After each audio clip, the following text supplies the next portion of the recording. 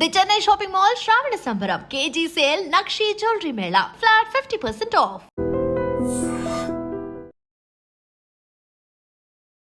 అంటే మీరు ఫెమినిస్టా? Yes, I'm feminist. అంటే అమ్మాయిలకి స్టాండ్ తీసుకోవడం, అమ్మాయిలు ఏం చేసినా రైట్ అని అనడం. అమ్మాయిలందరూ సుధపూసలు గారు, అబ్బాయిలందరూ చెడ్డోళ్ళు గారు అని పబ్లిక్గా 1,00,000 సార్లు 10 years నుంచి మాట్లాడుతున్నా.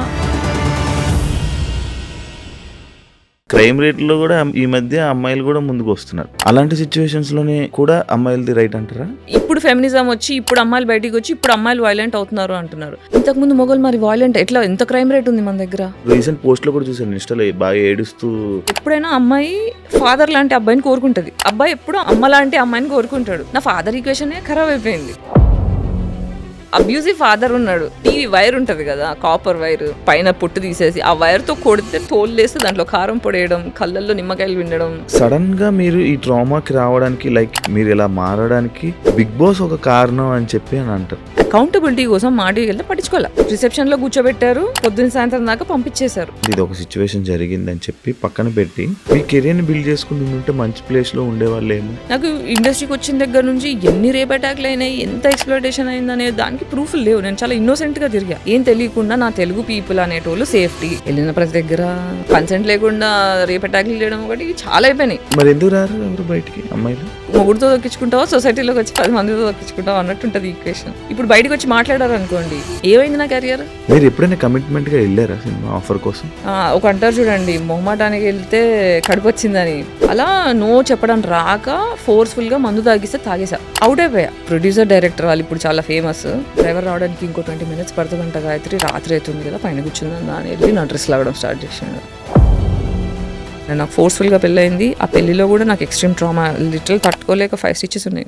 సూసైడ్ అటెంప్ట్ చేసుకున్నా. ఫోర్స్ఫుల్ పెళ్ళి ఏంటి? మా అమ్మ అయితే పాయిజన్ బాటిల్ పెట్టుకొని నువ్వు చేసుకోకపోతే నేను చచ్చిపోతాను కూర్చుంది. అప్పగింతలు అవుతాయి కదా, ఇలా హక్ చేసుకొని చెవులో చెప్తుంది, నేను వదిలించుకోవడానికి పెళ్లి చేస్తున్నా, మళ్ళీ నా జీవితంలోకి రాకు, just get out of my life. ఒక అమ్మ అందరి ముంగలు ఒకలాగా, ఎవరు లేనప్పుడు ఒకలాగా, సీక్రెట్గా ఒకలాగా, అలా ఎలా ఉండగలుగుతారు అనే షాక్లో ఉండిపోయినా.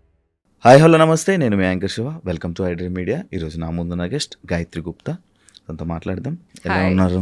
Good, I'm good. How are you? నేను బాగున్నాను. And thank you so much నా పాడ్కాస్ట్కి వచ్చినందుకు. ప్లెజర్. నేను యాక్చువల్లీ ప్రతిసారి ఇంట్రొడక్షన్లు ఇచ్చి అది ఎప్పుడు చెప్తుంటాం, అలా కాదు, డైరెక్ట్గా ఒకసారి మాట్లాడదాం, నీతోనే స్టార్ట్ చేస్తున్నాను నేను.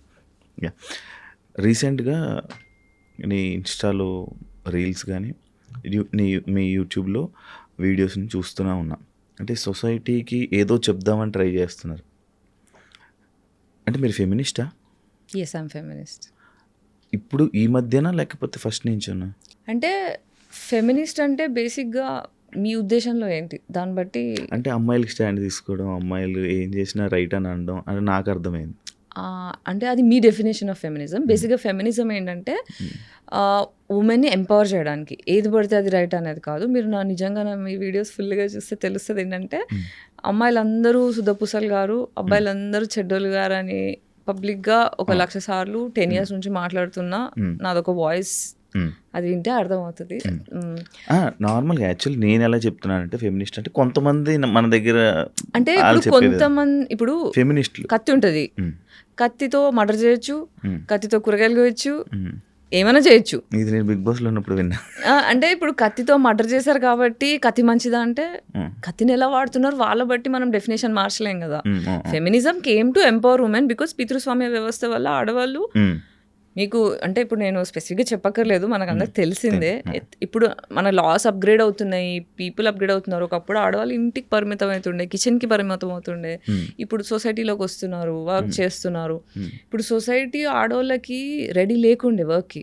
సడన్గా అంటే మిలీనియల్ జనరేషన్ నుంచి ఆడవాళ్ళు రావడం స్టార్ట్ అయిన దగ్గర నుంచి అసలు ఆడవాళ్ళని ఎలా హ్యాండిల్ చేయాలి అనే, ఇప్పుడు ఆడవాళ్ళ హెల్త్ డిఫరెంట్ ఉంటుంది, ఎక్స్పెక్టేషన్స్ డిఫరెంట్ ఉంటాయి. ఇలాంటివన్నీ కూడా మగవాళ్ళకి డిజైన్ చేయబడ్డ సొసైటీలో ఆడవాళ్ళు వచ్చినప్పుడు ఏమవుతుందంటే, ఆడవాళ్ళని ఎలా హ్యాండిల్ చేయాలో ఆడవాళ్ళకి అర్థం కావట్లేదు, మగవాళ్ళకి అర్థం కావట్లేదు. కాబట్టి ఇదంతా షేక్ అవుతుంది. బేసిక్గా ఎవరు తప్పు కాదు, సిస్టమ్ అనేది ఫ్లాడ్గా ఉంది. దాన్ని మనం అప్గ్రేడ్ చేసుకోవడానికి మనం కష్టపడుతున్నాం. ఒక జార్లో నల్ల చీమలు ఎర్ర చీమలు వేసేసి మూత పెట్టేసి షేక్ చేస్తారు. షేక్ చేసిన తర్వాత ఏంటి, లోపల మనకు షేక్ తెలియట్లేదు, మూసింది తెలియట్లేదు. నల్ల చీమ ఎర్ర చీమ కొట్టుకుంటే నీది తప్పు, నువ్వు మెన్ తప్పు, ఉమెన్ తప్పు అని మనం కొట్టుకుంటున్నాం. కానీ కామ్ డౌన్, షేక్ అవుతుంది సిస్టమ్, మనం అది మార్చుకోవాలి అని చెప్పి ఒక అప్గ్రేడ్ అవ్వడానికి, లాస్ అప్గ్రేడ్ అవ్వడానికి, comfort zone for everybody upgrade అవ్వడానికి ఫెమినిజం వచ్చింది. So this is not to hurt anybody. ఒకరిని బాధ పెట్టే ఉద్దేశంతో, ఒకరిని కించపరిచి, ఒకరిని తక్కువ చేసే ఉద్దేశం ఫెమినిజం కాదు. ఎవరికైతే అవసరం ఉందో, ఎవరి గొంతు అయితే వినిపించట్లేదో వాళ్ళకి హెల్ప్ చేయడానికి, ఎంపవర్ చేయడానికి, సేఫ్ సొసైటీ ప్రొవైడ్ చేయడానికి వచ్చే వాయిస్ ఫెమినిజం. ఈ ఇప్పుడున్న జనరేషన్లో అమ్మాయిల వాయిస్ వినిపించట్లేదు అన్నది నాకు తెలిసి మన మూర్ఖత్వం అని అనుకుంటున్నాను. ఎందుకంటే ఇప్పుడు ప్రతి విషయంలోని కూడా, ఏ విషయంలోనైనా అమ్మాయిలు ఫస్ట్ ఉన్నారు. ఏం చేయాలన్నా క్రైమ్ రేట్లో కూడా ఈ మధ్య అమ్మాయిలు కూడా ముందుకు వస్తున్నారు. అంటే మనం చూస్తున్న సిచ్యువేషన్లో, అలాంటి సిచ్యువేషన్స్లోనే కూడా అమ్మాయిలది రైట్ అంటారా? ఇప్పుడు నేనేమన్నాను, ఇక్కడ అమ్మాయి తప్ప కాదు, సిస్టమ్ ఫ్లాడ్ ఉంది అన్న. సో ఈ సిస్టమ్ ఏం చేసింది, ఇంతకు ముందు ఆడోళ్ళని ఇంట్లోకి తొక్కేసింది. ఓకే, మగవాడిని బయట జంతువులా తయారు చేసి పెట్టింది. సో మగవాడు బయట ఎక్స్ప్లాయిట్ చేస్తాడు, ఇంటికి వచ్చి ఆడదాన్ని అబ్యూస్ చేస్తాడు. ఆడది ఎప్పుడు బయటికి చెప్పుకోలేదు, ఇక్కడ నా సేఫ్టీ లేదు, ఇంతకన్నా ఏమన్నా అయితే నేను చచ్చిపోతా అనే భయం కొద్దీ మన జనరేషన్స్ కొద్దీ మన అమ్మలు, అమ్మమ్మలు, నాన్నమ్మలు అంతా మూసుకొని, తగ్గి, అంచుకొని, డిప్రెషన్లోకి వెళ్ళిపోయి సైలెంట్ అయిపోయారు. ఇప్పుడు ఎప్పుడైతే ఆడవాళ్ళు బయటికి పాపులేషన్ పెరిగింది, రావడం స్టార్ట్ అయింది, ఇప్పుడు ఏమైంది, ఆడదానికి మొగోడికి ఎక్స్ప్లాయిట్ చేసినట్టు ఆడది ఎక్స్ప్లాయిట్ అవుతుంది. మొగోడికి చేతిలో కత్తి ఇచ్చి, ఇప్పుడు ఫెమినిజం వచ్చి, ఇప్పుడు అమ్మాయిలు బయటికి వచ్చి, ఇప్పుడు అమ్మాయిలు వైలెంట్ అవుతున్నారు అంటున్నారు. ఇంతకుముందు మొగలు మరి వాయిలెంట్ ఎట్లా, ఎంత క్రైమ్ రేట్ ఉంది మన దగ్గర, ఎంత క్రైమ్ రేట్ ఉంది. ఆ క్రైమ్ రేట్ ఆడవాళ్ళు ఎందుకు జాయిన్ అవుతున్నారంటే ఆడవాళ్ళు మార్కెట్లోకి వచ్చారు. సిస్టమ్ అనేది మనుషుల్ని భయంలో పెట్టి కోపాన్ని అణిచేస్తే సైడ్ ఎఫెక్ట్ అలాగే అవుతుంది. సో మనం ఏంటి, ఆడవాళ్ళు హీల్ అవ్వాలి, మగవాళ్ళు హీల్ అవ్వాలి. సో మనము మొగోళ్ళు చేసినారు, ఆడోళ్ళు చేసినారంటే yes, everybody is doing, given a chance. అందరికీ privilege of economy, separation of anger, ఈ రెండు కలిసినప్పుడు, పవర్ చేతికి వచ్చినప్పుడు జంతువు తయారవుతారు. ఇప్పుడు కర్చే కుక్కకి మురిగే కుక్కకి డిఫరెన్స్ చెప్తాం. ఇప్పుడు నా దగ్గర కుక్క ఉంది, ఆడు కరవడు, ఎందుకంటే వాడికి కడవలసిన అవసరం పడకుండా ప్రేమగా పెంచిన. అదే ఇంట్లో కొంతమంది కర్చే కుక్కలు ఉంటాయి, వాడిని కొడతారు, కట్టేస్తారు, దానివల్ల ఏమవుతుందంటే కరుస్తాయి. అది ఆడ కుక్కన మగ కుక్కని సంబంధం లేదు. సో ప్రేమలో పెరిగిన వాళ్ళు వైలెన్స్ చేయరు. ఎవరైతే ఎక్స్ప్లాయిటేషన్కి గురవుతారో, ఎవరైతే భయంలో పెరుగుతారో, నాకు వాల్యూ దొరకట్లే, నాకు రెస్పెక్ట్ దొరకట్లే అన్న కోపం లోపల దాచుకొని పెరుగుతారో వాళ్ళు క్రిమినల్స్ తయారవుతారు. నన్ను అడిగితే మన క్రైమ్ రేట్లో మర్డర్లు చేసేటోళ్ళు, రేపులు చేసేటోళ్ళు, క్రైమ్ చేసేటోళ్ళు, డబ్బులు లాండరీ చేసేటోళ్ళు అన్నీ కూడా ట్రామా రెస్పాన్స్లు. వాళ్ళకి ప్రేమ దొరక్క, వాళ్ళకి రెస్పెక్ట్ దొరక్క అలా తయారవుతారు. యాక్చువల్లీ నేను రీసెంట్గా ఒక పాడ్కాస్ట్ చూసినప్పుడు నాకు అప్పటి వరకు తెలీదు, అంటే లైక్ మీరు సడన్గా ఆ మాట అనేసరికి లైక్ నాకు అబ్బాయిలు ఇష్టం, అమ్మాయిలు ఇష్టం అంటే నాకు అది అంత నాకు పర్టికులర్ పూర్తిగా అర్థం కాలే. అది ఎందుకు అలా చెప్పడం జరిగింది బయటికి? సో నేను చిన్నప్పటి నుంచి బైక్యూరియస్ ఉండే, అంటే అమ్మాయిలను చూస్తే కూడా నాకు మంచిగా అనిపించేది. నాకు ఎక్కువ నేను అమ్మాయిలకి అట్రాక్ట్ అయ్యేదాన్ని. అబ్బాయిలు ఎందుకు అంటే, ఇప్పుడు నేను ఇంట్లోంచి బయటకు వచ్చేసా, ఒక చిన్నప్పటి నుంచి అమ్మాయికి ఏంటి పెళ్ళి, సంసారం అనేది ఒకటి చిన్నప్పటి నుంచి మనకు పెళ్ళి, ఫైనల్ గోల్ ఆఫ్ అమ్మాయి ఏంటి పెళ్ళి. కానీ సొసైటీలో నాకు అమ్మాయి ఇష్టము అనేది చెప్పే ధైర్యం కానీ, స్పేస్ కానీ, ఇది కరెక్టా కాదా కూడా నాకు తెలీదు. అమ్మో నేను క్రీపీనేమో, నేను కామందురాలేమో, అందుకే ఇలా ఆలోచిస్తున్నానేమో, తప్పు అని నేను ఎప్పుడు ఎక్స్ప్రెస్ చేయలేదు. పెద్దగా అయిన తర్వాత నాకు ఓకే బైసెక్షువాలిటీ ఉంటుంది అని తెలిసిన తర్వాత, బట్ స్టిల్ నేను దాన్ని సీరియస్ చెప్పలేదు. ఎందుకంటే దాన్ని ఎక్స్ప్రెస్ చేసి దాన్ని ఎంబ్రేస్ చేసేంత సేఫ్ స్పేస్ లేదు. నేను ఎక్కువ సర్వైవల్ మోడ్లో పెరిగాను, సర్వైవల్ మోడ్లో తిరుగుతున్నాను, సర్వైవల్ మోడ్లో బ్రతుకుతున్నా. కాబట్టి ఎండ్ ఆఫ్ ద డే నా సేఫ్టీ, నా డబ్బులు, నా హెల్త్, ఈ మూడిట్లో కొట్టుకోవడం వల్ల I never explored my sexuality. నాకు ఏది ఇష్టం, నేను ఏది కావాలనుకుంటున్నా, ఓకే ఇది ఉంటే నాకు హ్యాపీ ఉంటుందా అని ఎక్స్ప్లోరేషన్ నేను ఎప్పుడు చేయలేదు. నాకున్న రిలేషన్షిప్స్ బ్రేకప్స్ అయినాయి, కానీ అవన్నీ కూడా ఒంటరిదాన్ని అయిపోయా. నాకు ఫ్యామిలీ లేదు, నాకు ఫ్యామిలీ కావాలి అంటే మొగుడు నుంచే వస్తుంది ఫ్యామిలీ. సో నాకు అమ్మ నాన్న ప్రేమ మిస్ అయినా, నేను ఊహ తెలిసినప్పటి నుంచి నాకు అమ్మ నాన్న ప్రేమ లేదు. సో నాకు వచ్చే లైఫ్లో నాకు జస్ట్ లైఫ్ పార్ట్నరే కాదు, నాకు పేరెంట్స్ కూడా కావాలి. నాకు ఇంట్లో నాకన్నా పెద్ద అంటే చిన్నప్పటి నుంచి ఇంట్లో పెద్దదాన్ని, మళ్ళీ బయటికి వస్తే కూడా అందరూ మెంటల్లీ చిన్నపిల్లలే ఉన్నారు నా చుట్టూ. I have been emotionally mother to all my friends. So అట్లా మెంటల్లీ చాలా టైర్డ్ అనిపిస్తుంది నాకు. అందుకే ఎప్పుడు నా మనసు ఎప్పుడు నాకన్నా మెంటల్లీ పెద్దవాళ్ళు ఉంటే బాగుండు అని కోరుకుంటా. ఆ పెద్దవాళ్ళు ఎక్కడ అమ్మ నాన్నలో దొరుకుతారు, అది ఎక్కడి నుంచి వస్తుంది, లైఫ్ పార్ట్నర్ దగ్గర నుంచి వస్తుంది. కాబట్టి ఆ ఒక్క family I want to belong somewhere అన్న ఆశ కొద్దీ నేను రిలేషన్షిప్స్లో పడ్డా, కానీ గివెన్ ఎ ఛాన్స్ సింగిల్గా ఉన్నంత ప్రశాంతంగా లేదు. ఎందుకు అంత అంటే లైక్ అంటే కొంతమందికి అలా అనిపిస్తుంటుంది. కొంతమంది ఏమనుకుంటారు, రిలేషన్షిప్స్లో ఉన్న వాళ్ళు అదే చాలా మంచిగా ఉన్న వాళ్ళు ఉన్నారు. రిలేషన్షిప్ తప్పనట్లే, నాకు ప్రశాంతంగా ఉంది రిలేషన్షిప్ లేకపోతే అంటున్నా. ఎందుకు ఏమైనా ఇబ్బంది పడ్డారా? అంటే నేను రీసెంట్ పోస్ట్లో కూడా చూసాను ఇన్స్టాలో, బాగా ఏడుస్తూ బ్రేకప్ అయినందుకు ఏడుస్తూ అది పెట్టడం జరిగింది. బ్రేకప్ ఒకటైతే వేరు, చాలా బ్రేకప్స్ అయ్యాయి. కానీ ప్రతిసారి ఏంటంటే ఫ్యామిలీ కావాలి, నేను ఒంటరిగా ఉన్నాను, నాకు ఫ్యామిలీ కావాలి, నాకు ప్రేమ కావాలి అనే ఆశ కొద్దీ ఈ రిలేషన్షిప్స్లో కూడా నచ్చినా నచ్చకున్నా ఒక్కొక్కసారి when we had to have sex I had participated, but I wish I didn't do that. నాకు అంటే మొగోళ్ళు 100% పర్ఫెక్ట్ ఉండరు, మార్చుకోవాలి. ఇప్పుడు చెప్తారు కదా పెళ్ళైన తర్వాత, నా మొగుడు ఇట్లా సతాయిస్తుంది అట్లా సతాయిస్తుంది అంటే మార్చుకో అంటారు. కానీ మొగోళ్ళు మారకపోతే ఏం చేస్తాం? సో మార్చే పద్ధతిలో ఏంటంటే okay I want a family అనే కోరిక కొద్దీ చాలాసార్లు కాంప్రమైజ్, ఇష్టం లేకున్నా పార్టిసిపేట్ చేయడం.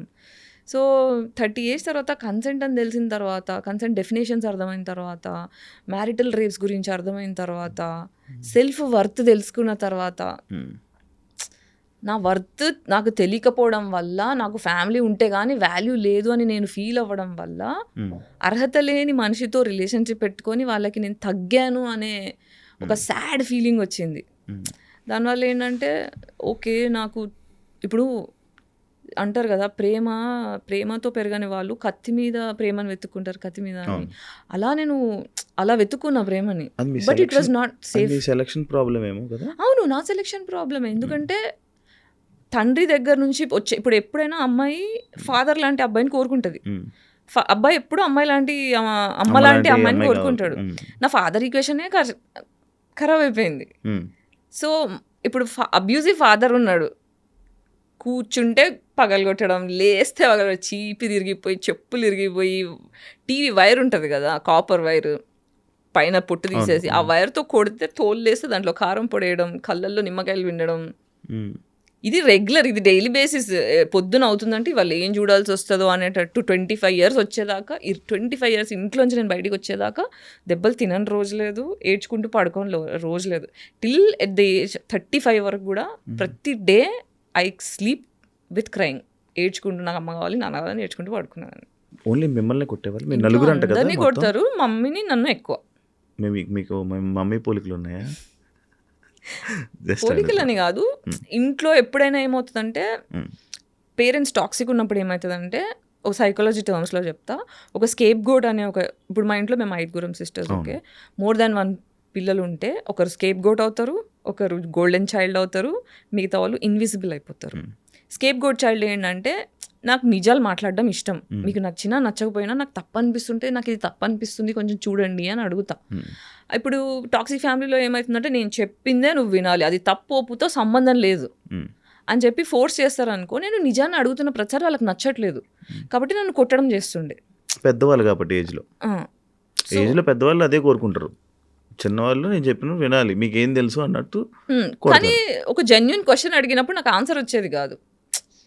సో ఒక చైల్డ్ నీడ్స్ని పట్టించుకోకుండా ఒక డిక్టేటర్ లాగా. అంటే ఏం క్వశ్చన్స్ అడిగేవాళ్ళు నార్మల్గా మీ నాన్నగారిని? నీకు ఏదో డ్రెస్ కావాలి, ఎందుకు కొన్నావు 5గురిని అని అన్న. అంటే ఇది 1 సారి 2 సార్లు కాదు, ఒక 100 సార్లు నన్ను చిన్న చేయడం అలా చేస్తే, 5గురిని ఎందుకు కొన్నావు, మరి తక్కువ మందిని కనాల్సింది, బాధ్యత ఇంత ఉండేది కాదు కదా. నేను చాలా జెన్యూన్గా ఇన్నోసెన్స్తో అడిగితే నువ్వు గంతు కానీ ఎక్కువ మంది నువ్వు అంటే అదే నువ్వు కందుగానిలే ఎక్కువ మందిని, అలా చాలా డిఫరెంట్గా మాట్లాడతారు. మళ్ళీ అంటే ఇవి స్మాల్ థింగ్ ఏంటి అని వెతుకుతుంటే నాకు దొరకట్లేదు, కానీ మా డాడీ చేసినవన్నీ చాలా ఎక్స్ట్రీమ్ పనులు. ఓకే, అవన్నీ నేను ఒక పాడ్కాస్ట్లో అంటే ఫాదర్ అబ్యూస్ గురించి మాట్లాడతాను. That is too much to bear. Actual మీ నాన్నగారికి అబ్బాయి కోసం అబ్బాయి అని కావాల్సి చెప్పి ఉండే. అంతమంది ఆ ట్రై 5 చేసి అమ్మాయిలు 3 అబార్షన్లు అయినాయి మా అమ్మకి. ఆ, ఆ, ఆ, మళ్ళీ ఆడపిల్లలతో సాటిస్ఫాక్షన్ లేక మా అమ్మ మీద మా మీద మర్డర్ అటెంప్ట్ చేయించాడు. ఆ. మా అమ్మ మీద మర్డర్ అటాక్ చేశాడు. తర్వాత డివోర్స్ అప్లై చేసేటప్పుడు ఆస్తులు ఇవ్వడం ఇష్టం లేక ఆ టైంలో చాలా హారిబుల్ అంటే హారిబుల్ డివోర్స్ సీన్స్. దాని తర్వాత మళ్ళీ పెళ్లి చేసుకున్నారు, మళ్ళీ అమ్మాయి పుట్టింది.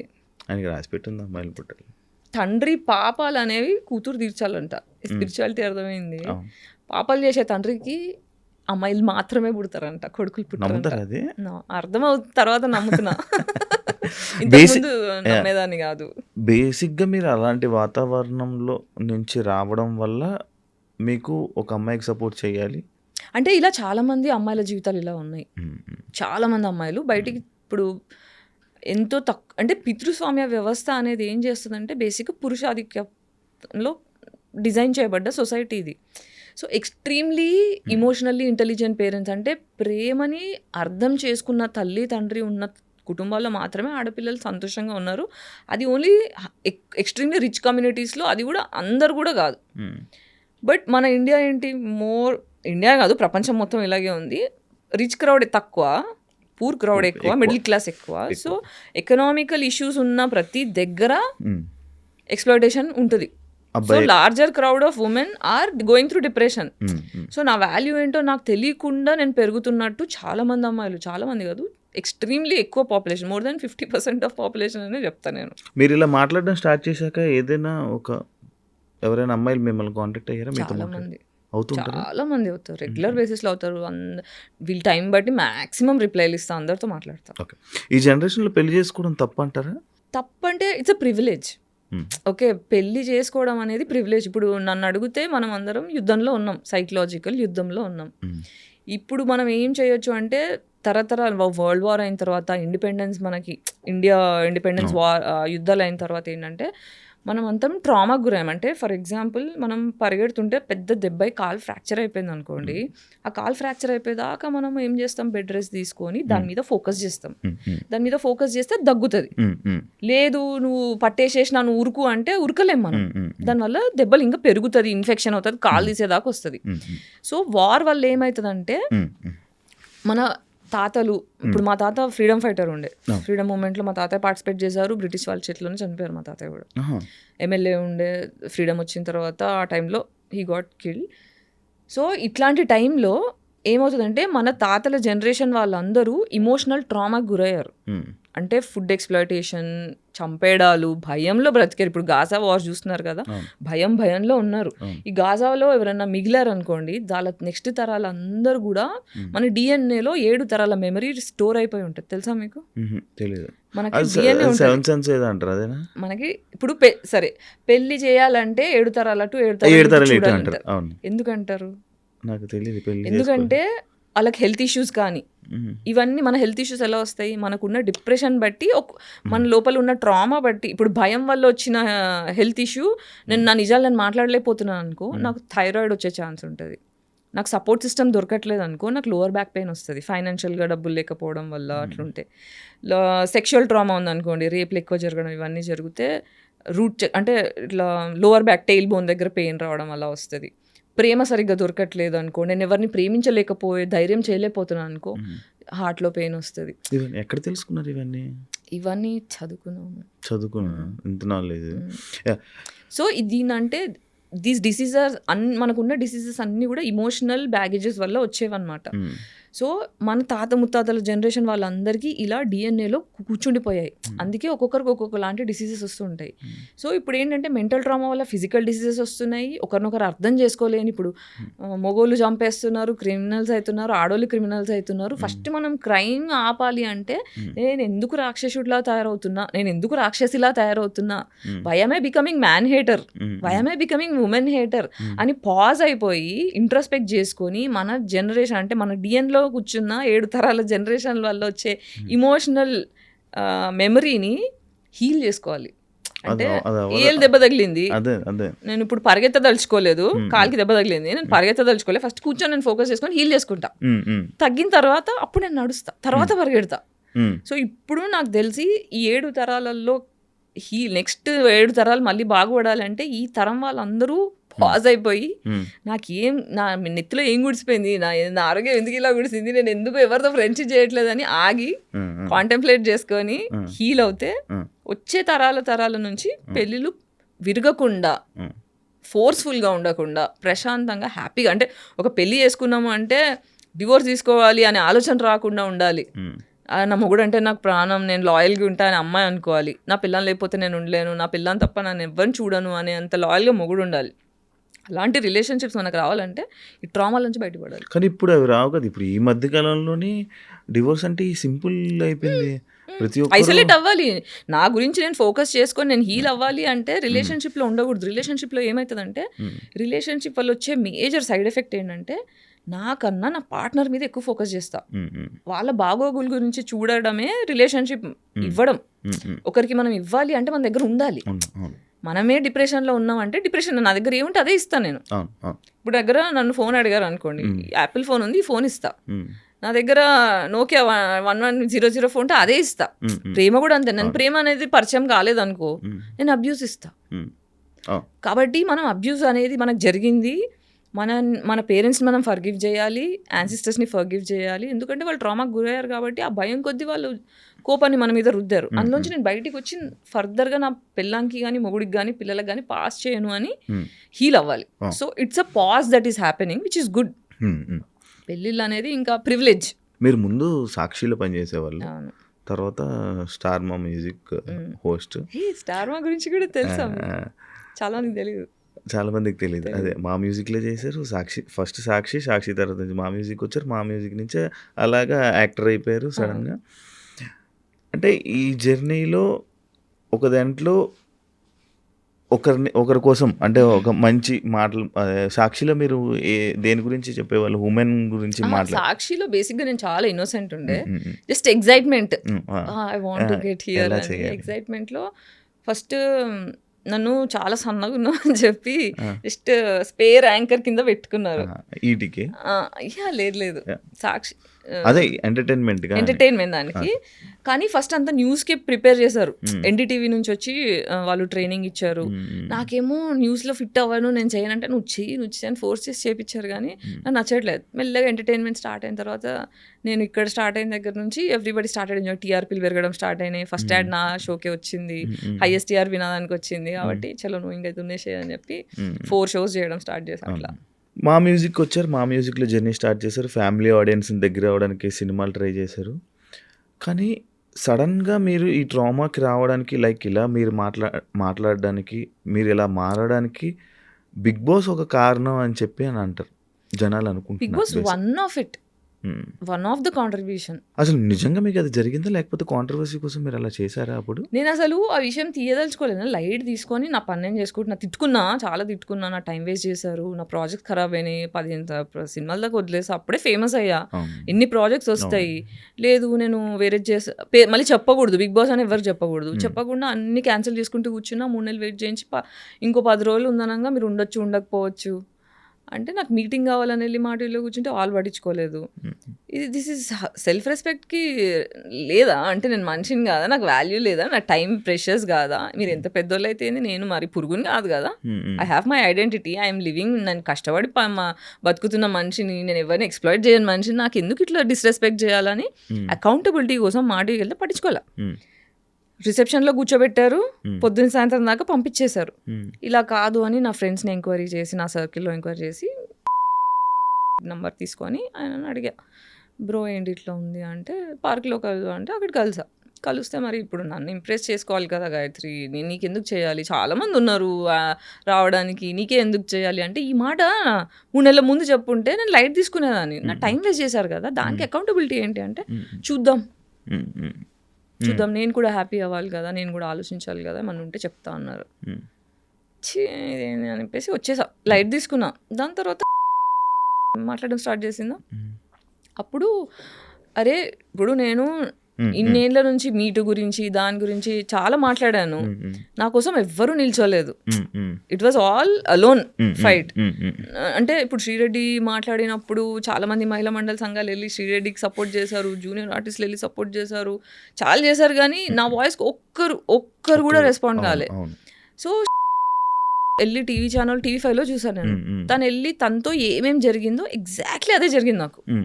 సో నేను అనుకున్నా, అరే నాకు ఎవరు నిల్చోలేదని నేను బాధపడ్డా, ఇప్పుడు ఈ అమ్మాయి ఒక్క స్ట్రగుల్ అవుతుంది, ఎవరు నిల్చోపోతే ఎలా అని చెప్పి చాలా సోషల్ రెస్పాన్సిబిలిటీతో ఫెమినిస్ట్గా వెళ్ళి I also went through the same thing. Let me know what I can, అంటే నేను ఎలా హెల్ప్ అవ్వగలుగుతానో చెప్పు, ఐ విల్ బి దేర్ ఫర్ యూ, అసలు don't hesitate to contact me అని చెప్పా. తర్వాత కేసు పెడదాం అనుకుంటున్నా, ఏమంటావు అంటే okay if it is worth it let's do this అని చెప్పి లాయర్ని మాట్లాడుకొని ఇంకొక ప్రొడ్యూసర్ ఆయన సపోర్ట్ చేస్తా అని చెప్పి మొత్తం తప్పుదారి పట్టించారు. మధ్యలో నాకు అర్థమైంది ఏంటంటే అందరూ గేమ్ ఆడుతున్నారు, అటు గేమ్ ఆడుతున్నారు ఇటు గేమ్ ఆడుతున్నారు, మధ్యలో నేను ఒక ఎర్రి పుష్పమైనా అని నాకు అర్థమైంది. కానీ బేసిక్గా అది జరిగిన తర్వాత ఆ సిచ్యువేషన్ అయిన తర్వాత ఒక 3 months 4 months అది అయిపోయిన తర్వాత లైక్ ఓకే ఇదొకటి జరిగింది, ఇది ఒక సిచ్యువేషన్ జరిగింది అని చెప్పి పక్కన పెట్టి మీ కెరియర్ని బిల్డ్ చేసుకుని ఉంటే మంచి ప్లేస్లో ఉండేవాళ్ళేమో అని అనుకున్నా ఆడియన్స్ కదా. దాని అంటే తర్వాత అప్పుడు ఇప్పుడు కేసు అయిపోయింది, నేను ఇప్పుడు నాకు ఈ హెల్త్ ఇష్యూ ఉంది, స్పైనల్ కార్డ్ ఇష్యూ ఒకటి ఉంది, అది 25 అంటే నేను సాక్షిలో జాయిన్ అయ్యే ఫస్ట్ డే స్టార్ట్ అయిపోయింది నాకు. ఇలా ఫుల్ ఎక్సైట్మెంట్లో నాకు ఇష్టమైన జాబ్ నేను నా సొంతంగా తెచ్చుకున్నా, నా ఎడ్యుకేషన్తో సంబంధం లే, సర్కిల్తో సంబంధం లే, పేరెంట్స్ రికమెండేషన్తో సంబంధం లే, సొంతంగా తెచ్చుకున్నాను. ఒక ఫస్ట్ గర్వం అంటే చిన్నప్పటి నుంచి నువ్వు వేస్ట్, నువ్వు దేని పనికిరావు, నువ్వు చచ్చిపో అని మా ఇంట్లో మాటలు అని పెరిగిన మనిషిని ఫస్ట్ టైం ఓకే నేను వేస్ట్ కాదు, నేను ఏదో ఒక చేయగలుగుతా అనే ఎక్సైట్మెంట్లో పోయా ఆఫీస్కి. వెళ్ళి ఇలా స్టెప్స్ ఎక్కుతున్నా పట్టేసుకుంది బ్యాక్, లోవర్ బ్యాక్ కదల రావట్లే, ఇట్లా కాలు తీస్తే ఇట్లా మంటలు వచ్చేస్తున్నాయి బ్యాక్లో. నాకు అర్థం కావట్లేదు, కూర్చొని ఇంకా వాళ్ళు పైన వాళ్ళకి ఫోన్ చేస్తే వచ్చి పెయిన్ కిల్లర్ ట్యాబ్లెట్ ఇచ్చి పైనకి వెళ్ళి నాకేం అర్థం కావట్లేదు ఏంటి. తర్వాత ఇంకా అప్పటికే నా ఇంకా షో స్టార్ట్ కాలేదు, నీ షో స్టార్ట్ అయినప్పుడు పిలుస్తానులే గాయత్రి నువ్వు వెళ్ళా అంటే ఇంటికి వెళ్ళిపోయా, బెడ్ రిడన్ అయిపోయా. ఇంకా అక్కడ నుంచి నాకు హెల్త్ పాడవడం స్టార్ట్ అయింది. సో ఆ హెల్త్ ఎందుకు పాడైంది అంటే ట్రామా వల్ల. ఇప్పుడు ఈ ఇండస్ట్రీకి వచ్చిన తర్వాత కూడా ఏంటి, ఇప్పుడు బిగ్ బాస్ అంటే బయటికి కనిపించింది, నేను మాట్లాడాను. ఎందుకంటే బిగ్ బాస్ కూడా ఎందుకంటే బాండ్ సైన్ చేసి ఉన్నాం కాబట్టి, కాల్ కాన్వర్సేషన్స్ ఉన్నాయి కాబట్టి, ప్రూఫ్లు ఉన్నాయి కాబట్టి నేను ధైర్యం చేసిన బయటికి వచ్చి మాట్లాడడానికి. నాకు ఇండస్ట్రీకి వచ్చిన దగ్గర నుంచి ఎన్ని రేప్ అటాక్లు అయినాయి, ఎంత ఎక్స్ప్లోటేషన్ అయింది అనే దానికి ప్రూఫ్లు లేవు. నేను చాలా ఇన్నోసెంట్గా తిరిగా, ఏం తెలియకుండా నా తెలుగు పీపుల్ అనేటోళ్ళు సేఫ్టీ. ఇప్పుడు నేను చిన్నప్పుడు ఏమనుకున్నా, నాకు ఎంట్రీకి ఇగ్లీసియాస్ అంటే ఇష్టము, ఆయనతో పాట చేయాలి, నాకు పాటలు పాడేదాన్ని, నేను తనతో సాంగ్ చేద్దాం అనే చిన్న ఇన్నోసెంట్ కోరిక. పాస్పోర్ట్లు అప్లై చేసుకున్నప్పుడు సార్ ఇంట్లో చింపేసేవాళ్ళు. తర్వాత ఒకసారి ఇంజనీరింగ్లో మా సీనియర్స్ పాన్ వీడియోస్ చూపించారు, ర్యాగింగ్ టైంలో పాన్ వీడియోలు చూపించేసరికి నాకు గుండె దడొచ్చేసింది, వామ్మో ఇదేంది నో అనుకున్న తర్వాత అక్కడ హాలీవుడ్ యాక్ట్రెసెస్ అవి మార్ఫింగ్గా ఒరిజినల్ అని నాకు తెలియదు, బట్ ఆ పేర్లతో వచ్చినవన్నీ చూసిన తర్వాత నాకు అవన్నీ గుర్తొచ్చేసి హాలీవుడ్కి వెళ్తే ఇలాంటివన్నీ చేయాల్సి వస్తుందా, మన తెలుగు అయితే సేఫ్ కదా, అంత ఇన్నోసెంట్ ఉండే నేను, తెలుగు అయితే సేఫ్ కదా, మనోళ్ళు తెలుగు జాతి, మన జాతి, తెలుగు భాష గొప్ప అలా అనుకొని నేను ఇంకా ఫస్ట్ ఏమన్నా పీక్తే ఇక్కడ పీక్ చూద్దాము, ధైర్యం వచ్చిన తర్వాత అర్థమైన తర్వాత హాలీవుడ్ ఏదో చూసుకుందాం అన్నట్టు నేను ఇక్కడ ఆడిషన్ చేయడం స్టార్ట్ చేశాను. వెళ్ళిన ప్రతి దగ్గర అడగడం ఒకటి, కన్సెంట్ లేకుండా రేప్ అటాక్లు చేయడం ఒకటి, చాలా అయిపోయినాయి. అలా చేస్తారా? మరి ఎందుకు రారు ఎవరు బయటికి అమ్మాయిలు? ఎందుకు రారు అంటే హెల్ప్లెస్నెస్, ఇప్పుడు బాగుంది కదా, ఇప్పుడు ఇంట్లో మొగుడుతో దొక్కించుకుంటావా, సొసైటీలోకి వచ్చి 10 మందితో దొక్కించుకుంటావా అన్నట్టు ఉంటుంది ఈక్వేషన్. ఇప్పుడు బయటకు వచ్చి మాట్లాడారు అనుకోండి, ఏమైంది నా కెరియర్, మీరు చెప్పండి ఏమైంది నా కెరియర్, బిస్కెట్ ఉన్నాయి సినిమాలో, ఈ రోజుకి డబ్బుల కోసం కొట్టుకుంటున్నా, లిటరల్గా నా హెల్త్ బాగాలేకపోతే క్రౌడ్ ఫండ్కి అప్లై చేసుకోవాల్సి వచ్చిన పరిస్థితి. ఇలా ఎవరు కోరుకుంటాడు? ఇంత ఫైనాన్షియల్ అబ్యూస్ ఎవరు కోరుకోరు కదా. ఇంత పావర్టీలో ఉండాలని ఎవరు ఇష్టపడరు. This is a huge price I had to pay to talk truth. అందరికీ నిజాలు మాట్లాడే ధైర్యం ఉండదు. ఇప్పుడు నాకు డెత్ థ్రెట్స్ వచ్చాయి, రేప్ థ్రెట్స్ వచ్చాయి, ఫైనాన్షియల్గా బిస్కెట్ అయిపోయినా, హెల్త్ ఇంకా డిప్రెషన్లోకి వెళ్ళిపోయి హెల్త్ ఖరాబ్ అయిపోయింది, ప్రాజెక్ట్స్ రావట్లేదు, ఇంత లాసెస్ అన్న ఆలోచించుకుంటారు కదా. మరి ఎలా ఉంటున్నా అంటే చిన్న చిన్న ప్రాజెక్ట్స్. ఇప్పుడు నేను మాట్లాడడం వల్ల ఇండస్ట్రీ కట్ చేసిందేమో కానీ చాలామంది ఫ్యాన్స్ కూడా ఉన్నారు, నాకు చాలామంది ఫ్యాన్స్ ఉన్నారు. ఇండిపెండెంట్ సినిమాలు తీస్తారు, కొత్త సినిమాలు తీస్తారు, వాళ్ళతో చేస్తా, వెబ్ సిరీస్లు చేస్తా. కొన్నిసార్లు మా మమ్మీ కొన్ని డబ్బులు పంపించేది, ఫ్రెండ్స్ పంపిస్తారు. యూఎస్లో నాకు చాలామంది ఫ్రెండ్స్ ఉన్నారు, స్కూల్ ఫ్రెండ్స్, రిలేటివ్స్. అవును, మీ అమ్మగారు సిస్టర్ గారు కూడా యూఎస్లో ఉన్నారని విన్నా. అంటే మేము 5 సిస్టర్స్, ఇద్దరం ఇక్కడ ఉంటాం, మిగతా 3 మా అమ్మ యూఎస్లో ఉంటాం. యూఎస్లో అక్కడ మంచి ఆఫీసర్ అంట కదా మీ సిస్టర్.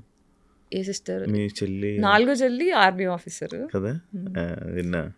మంచి చిన్న సెటిల్ అంట చెల్లి కదా అక్కడ, అప్పుడు మంచి సెటిల్డ్ అంట కదా. మరి నీకు సపోర్ట్, మరి మీరు కూడా వెళ్ళిపోతే బాగుండేది కదా అక్కడికి. వెళ్ళిపోతే బాగుండేదంటే ఆనెస్ట్గా చెప్పాలంటే డిస్ఫంక్షనల్ ఫ్యామిలీలో ఏమవుతుందంటే పేరెంట్స్ ఏం చేస్తారు, ఒకరిని అబ్యూస్ చేస్తారు, ఒకరిని నెత్తి మీద పెట్టుకుంటారు, మిగతా వాళ్ళు చెప్పే కదా గోల్డెన్ చైల్డ్, స్కేప్ గోట్. నేను స్కేప్ గోట్ చైల్డ్, ఇంకో చెల్లి గోల్డెన్ చైల్డ్. అంటే నేను చెప్పినట్టు నువ్వు వినకపోతే ఇలా బగలు కొడతా, చెప్పింది వింటే ఇలా నెత్తి మీద పెట్టుకుంటా అని 2 ఎగ్జాంపుల్స్ క్రియేట్ చేశారు. ఇక మిగతా 3 ఏంటి, అమ్మ బాబాయ్ అని సైలెంట్ అయిపోతారు. దానివల్ల ఏమవుతుందంటే ఇంకా ట్రయాంగులేషన్ అంటారు సైకాలజీలో. ట్రయాంగులేషన్ అంటే వీళ్ళ మీద వీళ్ళకి చాటి చెప్పడం, వీళ్ళ మీద ఇది మంచిది కాదు అని దీంతో గాసిప్ చేయడం, ఇది మంచిది కాదని ఇంకో చెల్లితో గాసిప్ చేయడం, అన్ని పర్సనల్గా చేస్తుంటారు. దానివల్ల ఏమవుతుందంటే మా సిస్టర్స్ మధ్యలో కూడా ఫ్రెండ్షిప్ అనేది చిన్నప్పటి నుంచి ఎస్టాబ్లిష్ అవ్వలేదు. సో ప్రేమ అనేది నేర్పించలే, ఓన్లీ విషయం పెట్టి నేర్పించారు. కాబట్టి ఎవరి కోసం ఎవరు లేకుండా అయిపోయింది. ఇప్పుడు మా చిన్న చెల్లి నేను బాండ్ అవుతున్నాం, ఇప్పుడు మాట్లాడుకుంటున్నాం, సైకాలజీ మాట్లాడుకుంటున్నాము, అర్థం చేసుకుంటున్నాము. ఓకే ఎందుకా అని ఇప్పుడు చిన్న చెల్లి కొంచెం దగ్గర అవుతుంది. ఓకే, ఇప్పుడు మంచిగా ఉంటున్నా. యాక్చువల్లీ నేను ఎవరినైనా యాక్ట్రెస్ని కానీ ఎవరినైనా ఇంటర్వ్యూ చేసేటప్పుడు నార్మల్గా కమిట్మెంట్ అలాంటి ఇష్యూ మీకు వచ్చిందా అని అడుగుతాను. ప్రతిసారి ఎవరు వచ్చినా నేను అడిగే ఒక క్వశ్చన్ అయితే ఇది పక్కా ఉంటుంది. కానీ నేను మిమ్మల్ని అడుగుతున్నా, మీరు ఎప్పుడైనా కమిట్మెంట్గా వెళ్ళారా సినిమా ఆఫర్ కోసం? సినిమా ఆఫర్ కోసం వెళ్ళలేదు, బట్ ఒక రీసెంట్లీ ఒక అసలు కమిట్మెంట్ ఇచ్చే అమ్మాయిలతోని ఎలా ఎంపథైజ్ అవ్వాలి అని ఆలోచించి ఒక్క డైరెక్టర్తో నేను మాట్లాడడం స్టార్ట్ చేసా. ఎంత అబ్యూజివ్గా అనిపించింది అంటే వామిటింగ్ వచ్చింది నాకు. తర్వాత ఇంకా నమస్కారం వద్దు, నాట్ ఇంట్రెస్ట్.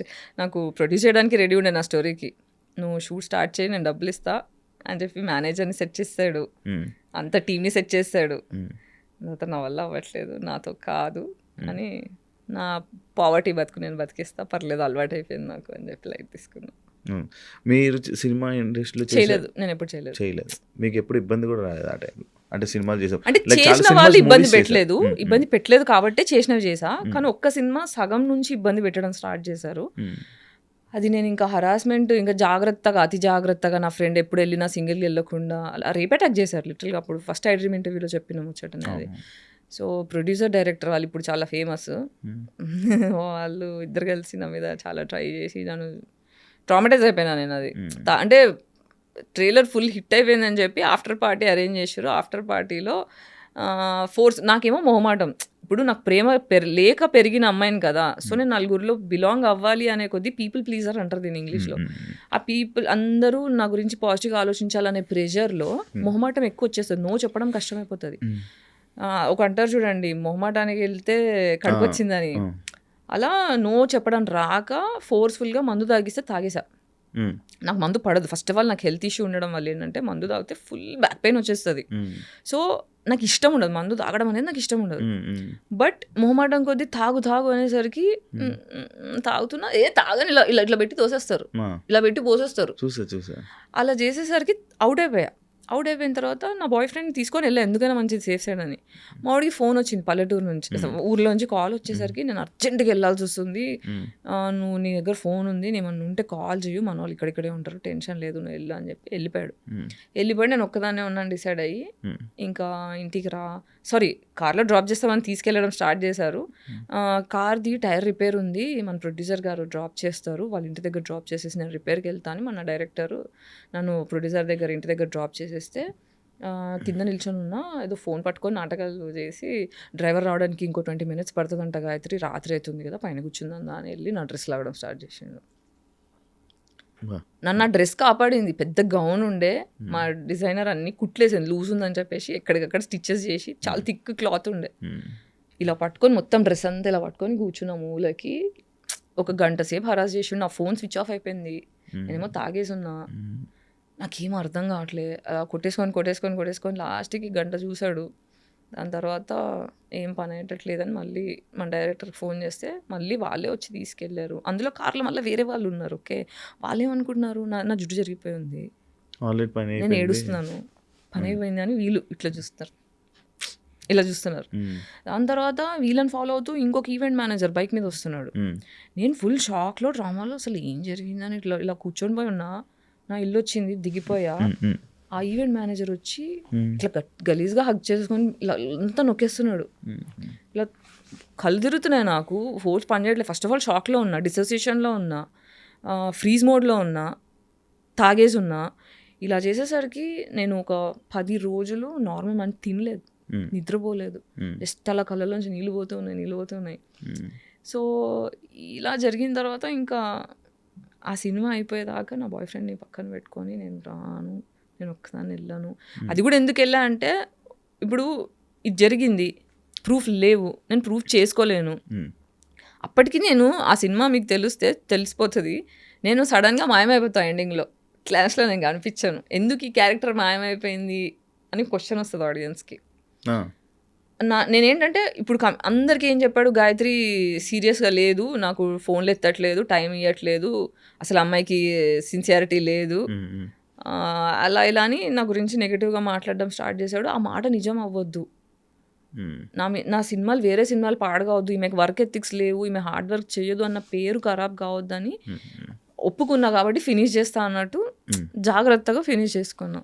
గాయత్రి గుప్తా అంటే క్యూట్నెస్, అదైతే క్యూటే. నేను చాలా అంటే ఫ్యామిలీ ఆడియన్స్లో బాగా కనెక్ట్ అయిన అమ్మాయి సడన్గా ఎందుకు ఇలా అయిపోయింది,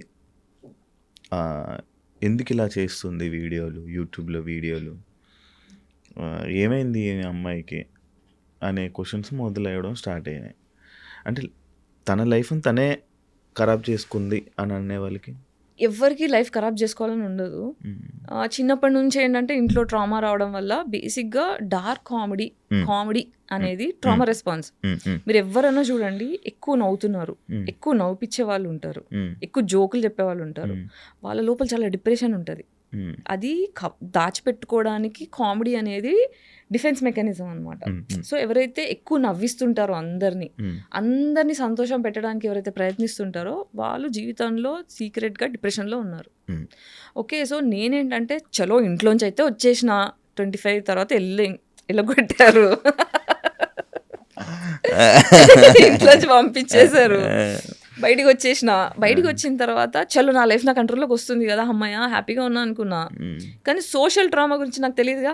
ఓన్లీ ఇంట్లో వాళ్ళే అబ్యూస్ చేస్తారని తెలుసు, కానీ బయట వాళ్ళు అబ్యూస్ చేస్తారని తెలియదు. ఇది ఒక షాక్. కానీ ఇది ఎవరికి చెప్పుకోవాలి, నేను జస్టిస్ ఎక్కడ తెచ్చుకోవాలి, నన్ను ఎవరు సపోర్ట్ చేస్తాడు, నా డివోర్స్ తెచ్చుకోవడానికే తల కింద నేలకు రాయాల్సి వచ్చింది. లాయర్స్ అబ్యూస్ చేశారు, పోలీస్ స్టేషన్లో ఎవరు దేకరు. సో అసలు ఒక అమ్మాయి సింగిల్గా ఉంటే ఎవ్వరు దేకరు. వీళ్ళైతే గెలుకుదామని చూస్తారు, ఎందుకంటే ఎవడు అడిగేటోళ్ళు లేడు. సో ఇవన్నీ చూసిన తర్వాత జస్టిస్ అనేది జోక్. జస్టిస్ అనేది డబ్బులు లేకపోతే, మొగోడు సపోర్ట్ సిస్టమ్ లేకపోతే justice is joke for a women. అందుకే ఫెమినిస్ట్ అయినా నేను, ఉత్తగానే కాలే. సో నేను ఎప్పుడు నవ్వుకుంటూ బయటికి కనిపించాను, ఎందుకంటే నువ్వు హెల్దీగా ఉంటే, నవ్వుకుంటూ ఉంటే, క్యూట్గా ఉంటేనే ఇండస్ట్రీ పట్టించుకుంటుంది. నీ ప్రాబ్లమ్స్ ఎవరికి కావాలి, నీ ఆరోగ్యం బాగాలేకపోతే ఎవరికి కావాలి, నువ్వు బాధలో ఉంటే ఎవరికి కావాలి. అదే కదా సొసైటీ. డబ్బులు సంపాదిస్తున్నావా, క్యూట్గా ఉన్నావా, నా సినిమాకి పనికి వస్తావా, అంతకన్నా ఎవరికి అవసరం లేదు. కాబట్టి నా బాధను ఎప్పుడు దాచుకొని ఉంచా. అది ఎంత దాచుకున్నా అంటే స్పైన్ వంకరయ్యి అతుక్కునేదాకా ఎఫెక్ట్ అయింది. అంటే నాకు 2 years బ్యాక్ తెలిసింది. అంటే ఓన్లీ పెయిన్ కిల్లర్స్ ఇస్తున్నారు డాక్టర్స్ మొత్తం. ఎప్పుడు 15 ఏళ్ళ నుంచి పెయిన్ కిల్లర్స్, ఫిజియోథెరపీ ఇవే నడుస్తుంది. కానీ యాక్చువల్ రీజన్, రూట్ కాజ్ ఏంటి, అసలు ఎందుకు వస్తుంది నాకు. నేను ఆయుర్వేదిక్ లైఫ్, ఇప్పుడు మా పేరెంట్స్ ఎంత ట్రామా చేసినా ఆయుర్వేదిక్ లైఫ్ స్టైల్ నాది. శిబిరాల్లో పెరిగా, వేదాలు నేర్చుకున్నా. ఎవ్రీ సమ్మర్ హాలిడేస్ మమ్మల్ని శిబిరంలో 1 month వేసేవాళ్ళు. వేదాలు నేర్చుకోవడం, హోమం చేయడం. ఇంట్లో మేము 5 కూర్చొని మొత్తం హోమం చేస్తాం. మీకు అవునా? అవి కూడా వీడియోస్ చేయబోతున్నాం మెల్లిగా. అవునా? సో అట్లా స్పిరిచువల్ ఫ్యామిలీలో పెరిగాను, కానీ ప్రేమ దొరకలేదు కదా. సో ప్రేమ దొరకకపోవడం వల్ల ఏమవుతుందంటే అది లోపల కూర్చుండిపోయింది, పెయిన్ అంతా కూర్చుండిపోయింది. ఆ కూర్చొని స్పైన్ ఇట్లా వంకరైపోయింది. మెడిసిన్స్ దొరకట్లేదు, ఇంత హెల్దీ లైఫ్, నేను జంక్ ఫుడ్ తినను, నాకు బ్యాడ్ హ్యాబిట్స్ లేవు, మసాలాలు తినను, బిర్యానీలు తినను, అడ్డమైన నూనె తినను, చాలా ఆర్గానిక్గా డీటాక్స్, చిన్నప్పటి నుంచే మా ఇంట్లో డీటాక్స్ అలవాటు, యోగా అలవాటు. నేను యోగా ఛాంపియన్, నేషనల్ ఛాంపియన్, నేను కరాటే వచ్చేసాను చిన్నప్పుడు, గ్రీన్ బెల్ట్ దాకా ఉంది. సో ఇంత హెల్దీ లైఫ్ స్టైల్ పెట్టుకొని ఇంత చేసి నా ఆరోగ్యం ఎందుకు పాడైంది అనే ఒక క్వశ్చన్ నన్ను ఎప్పుడు హాంట్ చేసేది. దీని రూట్ కాజ్ ఏంటి, అసలు ఎందుకు వచ్చింది నాకు ఇది అని ఎప్పుడు కొట్టుకునేదాన్ని. డాక్టర్ దగ్గర వెళ్ళిన ప్రతిసారి ఎంఆర్ఐ స్కాన్లు, ఆ స్కాన్లు, ఈ స్కాన్లు అన్నీ తీస్తారు, కానీ నార్మల్ ఏం లేదు, నువ్వు జస్ట్ ఎక్కువ ఆలోచిస్తున్నావు, వెళ్ళిపో. దీన్ని మెడికల్ అబ్యూస్ అంటారు. అంటే నీ బాధని కరెక్ట్గా డయాగ్నోస్ చేయకుండా వచ్చిన పేషెంట్ని దులిపేసుకున్నావా, నాకు 4 డబ్బులు వచ్చాయని ఆలోచించే డాక్టర్లు ఉండడం వల్ల చాలామంది అమ్మాయిలు ఆటోఇమ్యూన్కి బలి అయ్యారు. ఇప్పుడు సెన్సెస్లో తెలుస్తుంది ఏంటంటే 80% of women have autoimmune condition all over the planet. That is because of depression given by patriarchy. అందుకే పెళ్ళిలో అవ్వట్లే, ఆడవాళ్ళు క్రిమినల్స్ తయారవుతున్నారు. నేను యాక్చువల్గా ఇందాక మీరు ఒక పాయింట్ని నేను మిస్ అయిపోయి మళ్ళీ వేరే క్వశ్చన్లోకి వెళ్ళిపోయాను. డబ్బులు క్రౌడ్ మీకు ఏదో ఇబ్బంది అయితే హెల్త్కి నేను క్రౌడ్ ఫండెడ్ చేసుకున్నాను అని అన్నారు. ఇప్పుడు ఎలా ఉంటున్నారు మరి, మీకు ఇప్పుడు ఎలా? ఇప్పుడు క్రౌడ్ ఫండింగ్ చేసినప్పుడు కూడా నాకు ఒక 15 లక్షలు అట్లా అవసరం ఉండే. క్రౌడ్ ఫండింగ్లో ఎంత 2 lakhs ఏమో వచ్చాయి. అందులోంచి కొంచెం మంచి పర్సంటేజే ఆ క్రౌడ్ ఫండ్ వెబ్సైట్ వాళ్ళు తీసేసుకున్నారు. ఆ ప్రమోషన్, ఈ ప్రమోషన్ అని చాలా బాధేసింది. దాని తర్వాత బాగా ఆలోచిస్తే ఒక్క phone call can change my life, ఒక్క phone call can change my life అని అనుకున్నా. సరే క్రౌడ్ ఫండ్కి హెల్ప్ అవుతుంది, ఐ డ్రీమ్కి వచ్చి ఇక్కడ ఇంటర్వ్యూ చేసా, 2-3 ఇంటర్వ్యూస్ చేసా, so that people will know, they will give money. But కొన్ని వచ్చాయి, స్కూల్ ఫ్రెండ్స్ కొంతమంది, ఫ్యాన్స్ కొంతమంది, ఎంత వేస్తారు, అలా ఒక 2 lakhs దాకా అయింది. బట్ ఒకసారి ట్రై చేద్దామని సందీప్ రెడ్డి వంగ ఫ్రెండ్ అనమాట నాకు, ఫిదా టైంలో యాక్టింగ్ చాలా బాగా చేసామని ఫేస్బుక్లో నాకు మెసేజ్ పెట్టి నంబర్ షేర్ చేసుకొని అట్లా పరిచయం అయ్యారు.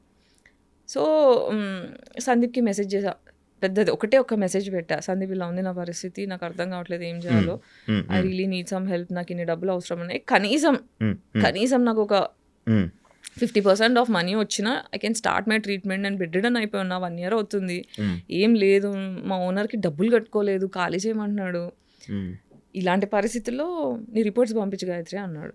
మెసేజ్ ఒకటి పెడితే రిపోర్ట్స్ పంపించా, ఎంత కావాలి నాకు ఈ ట్రీట్మెంట్స్కి, నీకు ఫస్ట్ 3 monthsకి కావాల్సిన ట్రీట్మెంట్ ఎంత అవుతుందో అవన్నీ నాకు లిస్ట్ పెట్టు డీటెయిల్డ్గా అంటే, మొత్తం అదొకటి పీపీటీ తయారు చేసి పంపిస్తే 5.5 lakhs ఒక 1 weekలో వేసేసాడు. కలవలేదు, ఏం లేదు, జస్ట్ ఒక మెసేజ్, 2-3 మెసేజ్లో 1 weekలో వేసేసిండు డబ్బులు. సో అలా ట్రీట్మెంట్కి వెళ్ళి 1 month బెంగళూరులో ఉండి, మళ్ళీ ఇంకోసారి వెళ్ళి ట్రీట్మెంట్స్ తీసుకొని, అక్కడ యోగా, బ్రెత్ వర్కౌట్. ట్రామా అంటే లోపల కూర్చున్న కోపం, నాకు న్యాయం జరగలేదు, చిన్నప్పటి నుంచి అన్యాయం జరుగుతూ ఆ లోపల దాచుకున్న కోపం అంతా కూర్చుండిపోయింది. దాన్ని రిలీజ్ చేసి కుండలిని వైక్నింగ్ అంటారు అనమాట, అది breathing exercise through, meditation through, yoga through, ప్రాణాయామం త్రూ చేస్తాం. సో అలా 21 days సైకిల్ ఒకటి చేస్తూ, డీటాక్స్ లోపల ఉన్న డీటాక్స్ చేస్తూ, పంచకర్మ ఒక ట్రీట్మెంట్ ఉంది. పంచకర్మ దగ్గర నుంచి నాకు ఎంత రిలీఫ్ స్టార్ట్ అయిందంటే కూర్చొని ఏడ్చుకున్నాను నేను. ఓకే చలో, అంటే నాకు డాక్టర్స్ నువ్వు చచ్చిపోతావు నాకు చెప్పేశారు, నువ్వు చచ్చిపోతావు, దీనికి సొల్యూషన్ లేదు, పెయిన్ కిల్లర్స్, పెయిన్ మేనేజ్మెంట్ తప్ప ఏం లేదని. నాకు అక్కడ నుంచి భయం అయ్యి ఎవడేమనుకుంటే నాకేంటి, నేను ఫస్ట్ చావడం ఏంటి అని చెప్పి క్రౌడ్ ఫండ్ ఆప్షన్ చేసుకున్నామా, ఎందుకంటే ఫ్యామిలీ కూడా లైట్ తీసుకున్నారు నన్ను.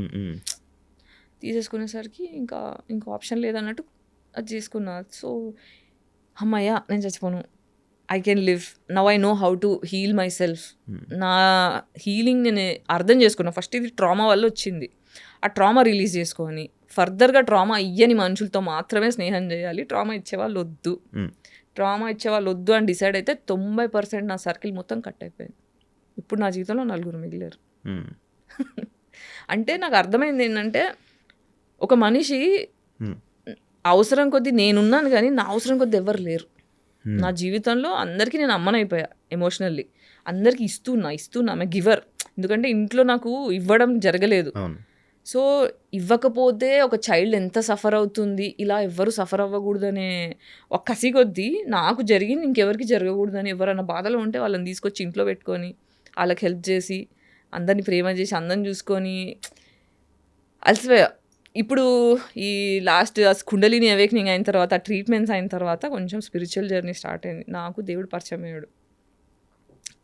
10 ఏళ్ళుగా గట్టిగా ఏథిజం అని మాట్లాడా, నాకు I got introduce to God, I found God. So అట్లా ఐ స్టార్టెడ్ హీలింగ్. అంటే దేవుడు పరిచయం అవ్వడం అంటే మనకి బేసిక్గా ఏమవుతుందంటే ఇక్కడ పీనల్ గ్లాండ్ అని ఒక గ్లాండ్ ఉంటుంది తల్లో. ఆ పీనల్ గ్లాండ్ ఎప్పుడు మనం తినే ఆర్టిఫిషియల్ ఫుడ్ వల్ల ఫ్లోరిన్ వాటర్, ఫ్లోరిన్ పేస్ట్లు, క్లోరిన్ వాటర్, స్విమ్మింగ్ పూల్లో ఉండేవి, స్నానం చేసే నీళ్ళు, ఇలా రకరకాల విధాలుగా పీనల్ గ్లాండ్ మొత్తం క్యాల్సిఫికేషన్ వచ్చేస్తుంది. అంటే మీరు ఇప్పుడు for example water heater rod నీళ్ళలో పెడితే ఇట్లా తెల్ల పొరలా వస్తుంది, అలా మన పీనల్ గ్లాండ్ చుట్టూ క్యాల్సిఫికేషన్ అయిపోతుంది. దానివల్ల మన స్పిరిచువల్ కనెక్షన్ కట్ అయిపోతుంది. అవునా? సో ఈ కుండలిని అవేకనింగ్లో ఏం చేస్తారంటే పీనల్ గ్లాండ్ని డీకాల్సిఫై చేస్తారు. అంటే క్యాల్సిఫికేషన్ని తీసేసే ప్రాసెస్లు ఉంటాయి ఆయుర్వేదాలు. దానివల్ల స్పిరిచువల్ కనెక్షన్ స్టార్ట్ అయ్యి you will start understanding the concept of God, you will understand what is universe, అసలు మనం ఎందుకు పుట్టామో, మన పర్పస్ ఏంటి, యాజ్ అ సోల్ మనం ఏంటి, మన బాధ్యతలు ఏంటి, మనం చేయాల్సినవి ఏంటి, ఇవన్నీ అర్థం అవడం స్టార్ట్ అవుతాయి. సందీప్ రెడ్డి వంగ గారు మీకు అంత క్లోజ్, ఆయన ప్రాజెక్ట్స్లో మీకు ఆఫర్స్ రాకపోవడానికి రీజన్ ఏమైనా ఉందా? అది నాకు తెలియదు. అంతవరకే. అంటే ఎప్పుడో ఒకసారి రిప్లై చేస్తాడు ప్రాజెక్ట్స్కి. ఎప్పుడు మధ్యలో ఒక ప్రాజెక్ట్ వేరే వాళ్ళ ఫ్రెండ్తో ఇప్పించాడు, Gayatri you should do this project అని చెప్పి నన్ను రెఫర్ చేశాడు. కానీ నాకు ఆ డైరెక్టర్ నచ్చలేదు. నచ్చకపోవడం అంటే యాంగర్ ఇష్యూస్ ఉండే ఆ డైరెక్టర్కి. సో రిహార్సల్ సెషన్లో అంటే ఏదన్నా అటు ఇటు అయితే చాలా రూడ్గా బిహేవ్ చేసేవాడు. నాకేమో సెల్ఫ్ రెస్పెక్ట్ మనిషి, నాకు రెస్పెక్ట్ లేకపోతే కష్టం. ఒకసారి చూసా, రెండుసార్లు చూసా, మూడోసారి అడ్వాన్స్ రిటర్న్ ఇచ్చేసి నన్ను క్షమించండి, మీకంటే నాకన్నా ప్రాజెక్ట్ పెద్దది, ఈ ప్రాజెక్ట్లో నేను ఉంటే నేను న్యాయం చేయలేను, మీ మీద రెస్పెక్ట్ ఉంది కానీ నేను ఇందులో ఫిట్ అవను అని చెప్పి పద్ధతిగా చెప్పి వచ్చేసా బయటికి. నాకు మీ నోస్ పిన్ ఎందుకు పెట్టుకున్నది? ఇదా? This is a basically indication that I'm bisexual, pansexual. అవునా? నాకు కాదు అనే దానికి ఇది నాకు తెలియదు అసలు ఇప్పుడు దాకా, నాకు ఇవన్నీ ఏం తెలియవు. అవునా? ఓకే. అంటే మేజర్లీ ఇప్పుడు స్పెక్ట్రమ్ చైల్డ్ అని చెప్పడానికి, ఓకే, సెక్షువాలిటీతో సంబంధం లేదు, I belong to queer community, I mean neuro divergent అని చెప్పడానికి ఇది ఒకటి. అవునా? ఎంతమంది అమ్మాయిలతో కలిసి ఉంటారు మీరు? ఇప్పటిదాకా యాక్చువల్లీ అమ్మాయిల దగ్గరికి వెళ్ళి ఏం అడుగుతారు? ఏం చేయలేదు నేను ఇప్పటిదాకా. అదే కదా 40 yearsకి వచ్చిన తర్వాత బయట చెప్పా కి ఐఎమ్ పాన్సెక్షువల్. నేను ఇది ధైర్యంగా చెప్పగలుగుతా అని నాకు నేను ధైర్యం తెచ్చుకొని బయట మాట్లాడడానికి నాకు 40 ఏళ్ళు పట్టింది. ఇప్పుడు నాకేంటంటే జస్ట్ బికాజ్ ఐఎమ్ బైసెక్షువల్ అమ్మాయి దొరికిందా చేసా అలా కాదు. పడాలి, నచ్చాలి, ఈక్వేషన్స్ ఏమి ఉండాలి అవన్నీ ఉంటాయి అబ్బాయితో ఎలా అలాగే. కానీ అంత ఇంప్రెసివ్ అయిన అమ్మాయిలు కూడా దొరకలేదు నా జీవితంలో. అబ్బాయిలతో నేను ఎంత ట్రామా గురయ్యానో అమ్మాయిలతో కూడా అంత ట్రామా గురయ్యా. కాబట్టి నన్ను అంటే నేను తొందరగా ఇంప్రెస్ అవ్వలేను, అట్లా కష్టపడాలి. ఇష్టమైన అబ్బాయిలు అంటే లవ్ చేస్తారు నార్మల్గా. బేసిక్ ఇప్పుడున్న జనరేషన్ లవ్ అంటే కలవడం కోసమే. ఎలా కలవడం అంటే ఫిజికల్గా కలవడం కోసమే. అదే నేను ఎప్పుడు చేయలేదా?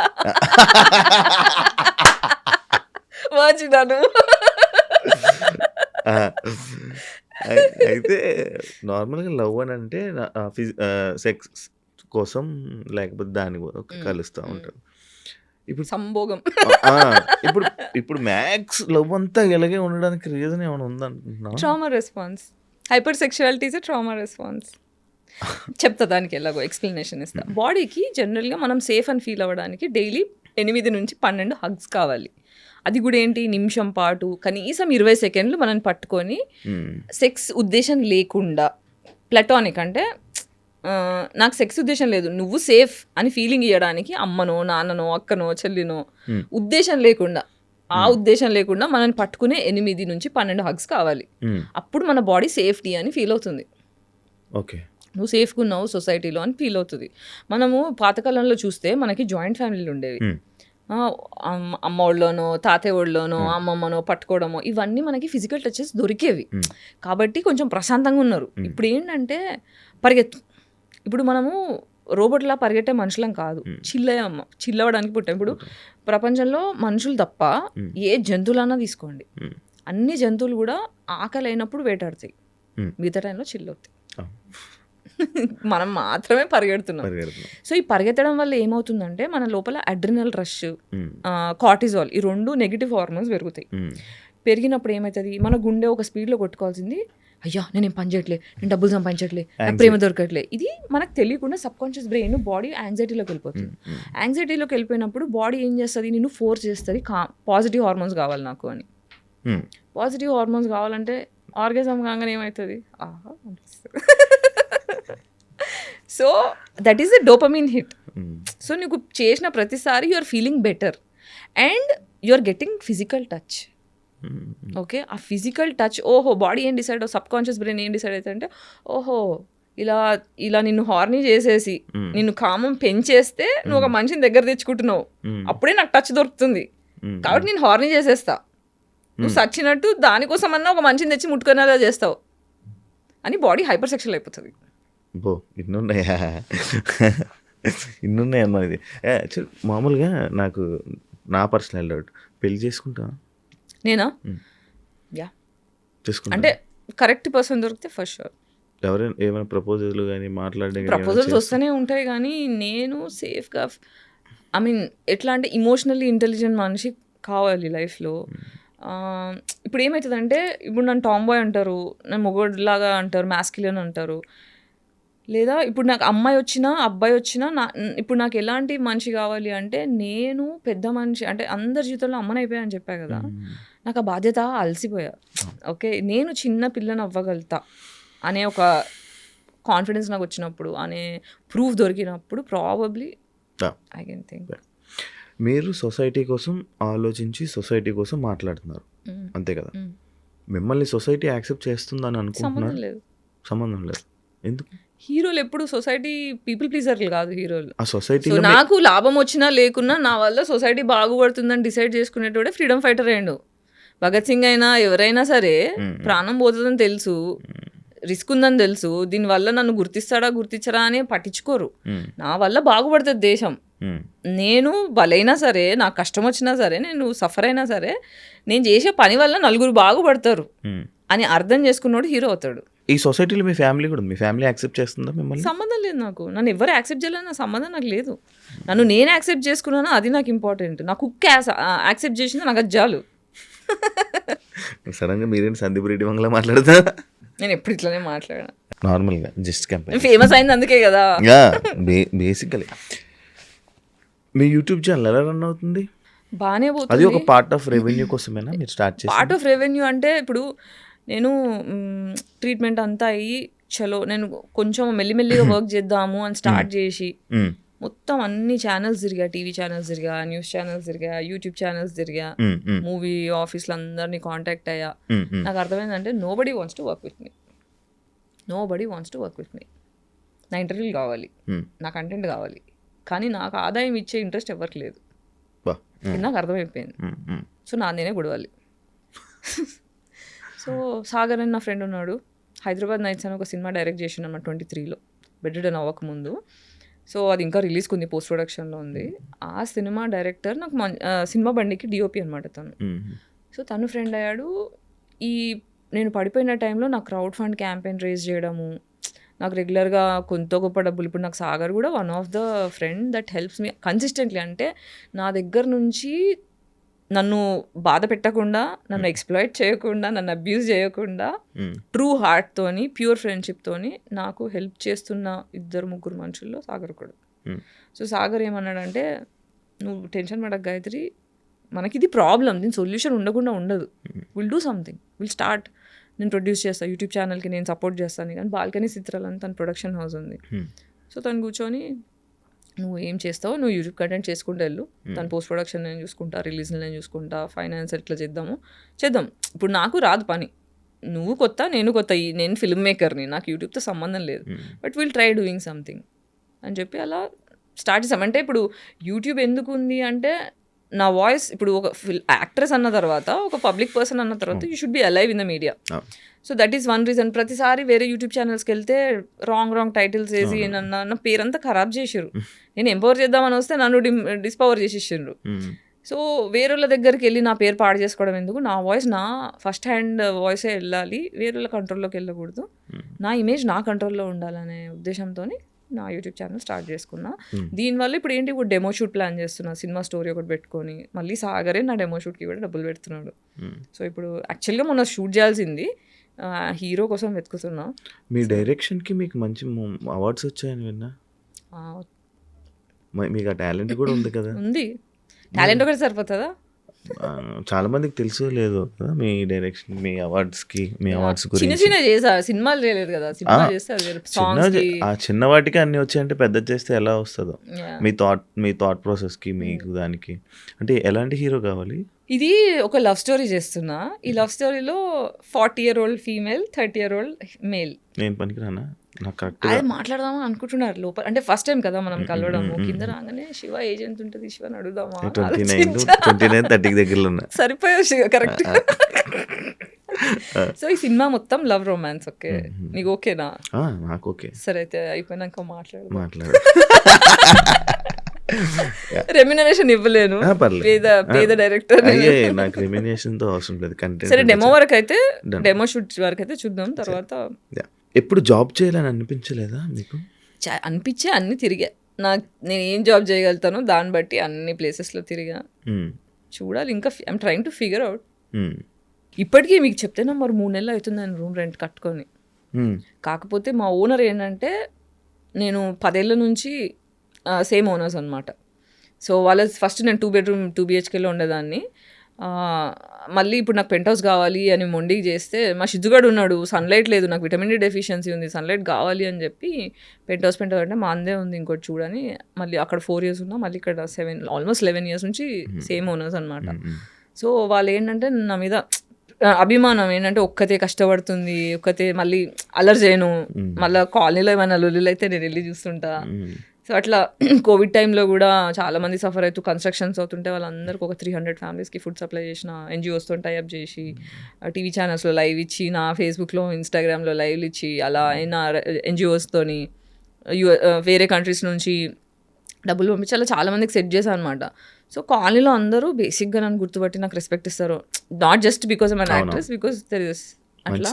సో అట్లా మంచితనం కొద్దీ సరే వెయిట్ చేస్తాలే గాయత్రి అయినప్పుడు చేద్దు కానీ అలా మా ఓనర్స్ కూడా కొంచెం. నాకు వింటుంటే అదలా ఉంది. అంతే, అంటే ఒకప్పుడు బాధపడేదాన్ని, నాకు ఎందుకు ఇలా జరుగుతుంది, ఐ డోంట్ డిజర్వ్ దిస్, నేను మంచి మనసు ఉన్న మనిషిని, నాకు ఇలా చేయకూడదు, సొసైటీ మంచోళ్ళతో మంచిగా ఉండాలి అని. కానీ వీఆర్ ఆల్ జస్ట్ ఒక గేమ్ నడుస్తుంది ప్రపంచంలో, అందరు గేమ్లు ఆడుతున్నారు. ఈ గేమ్లో మనం జస్ట్ ఒక పాత్ర, దాన్ని ఎందుకు అంత సీరియస్ తీసుకుంటున్నా అనిపించింది. ఓకే, ఒక ప్రాబ్లం వస్తే సొల్యూషన్ ఉంటుంది, సొల్యూషన్ కోసం ప్రయత్నిద్దాం. ఫస్ట్ నేను బాధపడడం మానేసా, ఇమోషనల్ అవ్వడం మానేసా. ఇమోషనల్ ఎవరికి అవుతా అంటే, నా వాల్యూ తెలిసిన వాళ్ళ కోసం మాత్రమే ఇమోషన్, నా వాల్యూ తెలియని వాళ్ళకి ఇమోషన్ తీసేసి లాజిక్స్ పెట్టడం స్టార్ట్ చేసా. మరి ఎమోషనల్ పోస్ట్ ఎందుకు పెట్టాను? ఒక 3 days బ్యాక్ నా గురించి ఆలోచించుకొని పెట్టాను. నేను చెప్తానండి మధ్యలో ఆ పోస్ట్ మీరు చదివారా కింద? నేను చదివే మీ బ్రేకప్ గురించి, మీ ఫీలింగ్ గురించి ఎక్స్ప్రెస్ చేసి కరెక్ట్గా అర్థం చేసుకోలేదు. నేను ఏం రాశానంటే, ఇప్పుడు క్యాజువల్ డేటింగ్ అనేది చాలా టాక్సిక్, ఇది చాలా కాంట్రవర్షియల్ అనిపిస్తుంది ఎవరికి, పాతకాలం మనుషులకి, కన్జర్వేటివ్ పీపుల్కి చాలా కాంట్రవర్షియల్ అనిపిస్తుంది. But this is truth. ఇది ఓన్లీ యంగర్ పీపుల్కి, ఎవరైతే ట్రామాలో కొట్టుకుంటున్నారో వాళ్ళకి మాత్రమే జవాబులు ఇచ్చే పోస్ట్ ఇది. అంటే నాకు లాస్ట్ ఇయర్ నుంచి రెవల్యూషన్స్ వస్తున్నాయి అనమాట. రెవల్యూషన్స్ అంటే స్పిరిచువల్ కనెక్షన్ స్టార్ట్ అయిన దగ్గర నుంచి, చిన్నప్పటి నుంచి నాకు జరగని జస్టిస్లకి, క్వశ్చన్స్కి అన్నిటికీ ఒక్కొక్కటి ఆన్సర్స్ దొరుకుతున్నాయి. సో మధ్యలో ఏమైందంటే 2023లో బ్రేకప్ అయిపోయిన తర్వాత ఎక్స్ట్రీమ్ సెక్షువల్ ట్రామా. నాకు ఆ బ్రేకప్లో కూడా నాకు నా పెళ్ళైంది, నాకు ఫోర్స్ఫుల్గా పెళ్ళయింది. ఆ పెళ్ళిలో కూడా నాకు ఎక్స్ట్రీమ్ ట్రామా, లిటరల్ తట్టుకోలేక 5 stitches ఉన్నాయి, సూసైడ్ అటెంప్ట్ చేసుకున్నా. అంటే the kind of things I went through, నేను ఎలా బ్రతుకున్నానో నాకు తెలీదు, నేను హోస్ట్లో ఎలా ఉన్నానో నాకు తెలీదు, నేను సైకో కానీ, పిచ్చిదాన్ని కానీ, చచ్చిపోవడం కానీ, మూడిట్లో ఎందుకు జరగలేదో నాకు తెలీదు. ఫోర్స్ఫుల్ పెళ్ళి ఏంటి అంటే మా పేరెంట్స్ డివోర్స్ అయిపోయింది, ఇంట్లో నలుగురు ఏమనుకుంటారు అని చెప్పి తొందరగా పెళ్లి చేసేసేయాలి ఫోర్స్ఫుల్గా. మా అమ్మ అయితే పాయిజన్ బాటిల్ పెట్టుకొని, నువ్వు చేసుకోకపోతే నేను చచ్చిపోతాను కూర్చొని. నాకు అప్పటికే అర్థమైపోయింది వీళ్ళు టాక్సిక్ ఉన్నారు, వీళ్ళతో నేను సంతోషంగా ఉండలేను. నేను చెప్పాను, అమ్మ ఇప్పుడు ఈ పెళ్లి చేసుకుంటే నేను సంతోషంగా ఉండలేను, కానీ నేను ఈ మాటకు రెస్పెక్ట్ ఇస్తా, నువ్వు చేసుకోమంటే నేను చేసుకుంటా, కానీ నీకు నా సంతోషం ఇంపార్టెంట్ అయితే ఇది పెళ్ళి వద్దు, క్యాన్సిల్ చేయించేసి వీళ్ళు మాటలు ఒకటి ఉంది, చేష్టలు ఒకటి ఉంది, వీళ్ళు కరెక్ట్ కారు అని చెప్తే బాటిల్ పెట్టుకుంది. అవన్నీ నాకు సంబంధం లే, పెళ్ళి చేసుకో అంతే. అంటే లిటరల్గా మండపం వెళ్ళేటప్పుడు కూడా నాకు ఇట్లా పారిపోవాలా అని ఉండే. కానీ పాపం మా అమ్మ ఒక్కతే అయిపోయింది, మా అమ్మకి చెడ్డ పేరు నేను తీసుకురావద్దు అని ఎంత లోపల కుమిలి వెళ్ళి చేసుకున్నా. పెళ్ళి అప్పగింతలు అవుతాయి కదా, అప్పగింతలప్పుడు మా అమ్మ నన్ను హక్ చేసుకొని అమ్మ మిస్ యూ అని చెప్పి ఇట్లా హక్ చేసుకుంటే మా అమ్మ ఒక డైలాగ్ కొట్టింది, నా మనసు ఇరిగిపోయింది తెలుసా. చూడు ఇట్లా హక్ చేసుకొని చెవులో చెప్తుంది, నేను వదిలించుకోవడానికి పెళ్ళి చేస్తున్నా, మళ్ళీ నా జీవితంలోకి రాకు, just get out of my life అని అలా ఇలా లేచి ఇలా సరే బెట్ట బాగానే వెళ్ళిపోయింది. నేను ఫ్లిప్ అయిపోయా. ఒక అమ్మ అందరి ముంగలు ఒకలాగా, ఎవరు లేనప్పుడు ఒకలాగా, సీక్రెట్గా ఒకలాగా అలా ఎలా ఉండగలుగుతారు అనే షాక్లో ఉండిపోయినా. నాకు ఇదే మా అమ్మ మెంటాలిటీ ముందు తెలుసుంటే నేను పారిపోయేదాన్ని ఇంట్లోంచి. I don't deserve that. 2 years ఎంత అబ్యూస్ గురయ్యా నేను ఆ పెళ్ళి వల్ల అనేది నేను మాటలో చెప్పలేను. లిటరల్గా పెళ్ళి తర్వాత 6 times అంటే ముహూర్తాలు బాగాలేవని అది ఇది అని చెప్పి 2 months ఫస్ట్ నైట్ పోస్ట్పోన్ చేశారు. ఇంత లోపల మనోడు ఏం చేస్తాడు, ఇంట్లో ఎవరు లేనప్పుడు ఫోర్స్ చేయడం. నాకు ఇష్టం లేదు, పద్ధతికి వెళ్దామంటే జుట్టు పట్టి గోడ కొట్టి కళ్ళు తిరిగిన తర్వాత అలా 6 times జరిగింది. I was bleeding every time.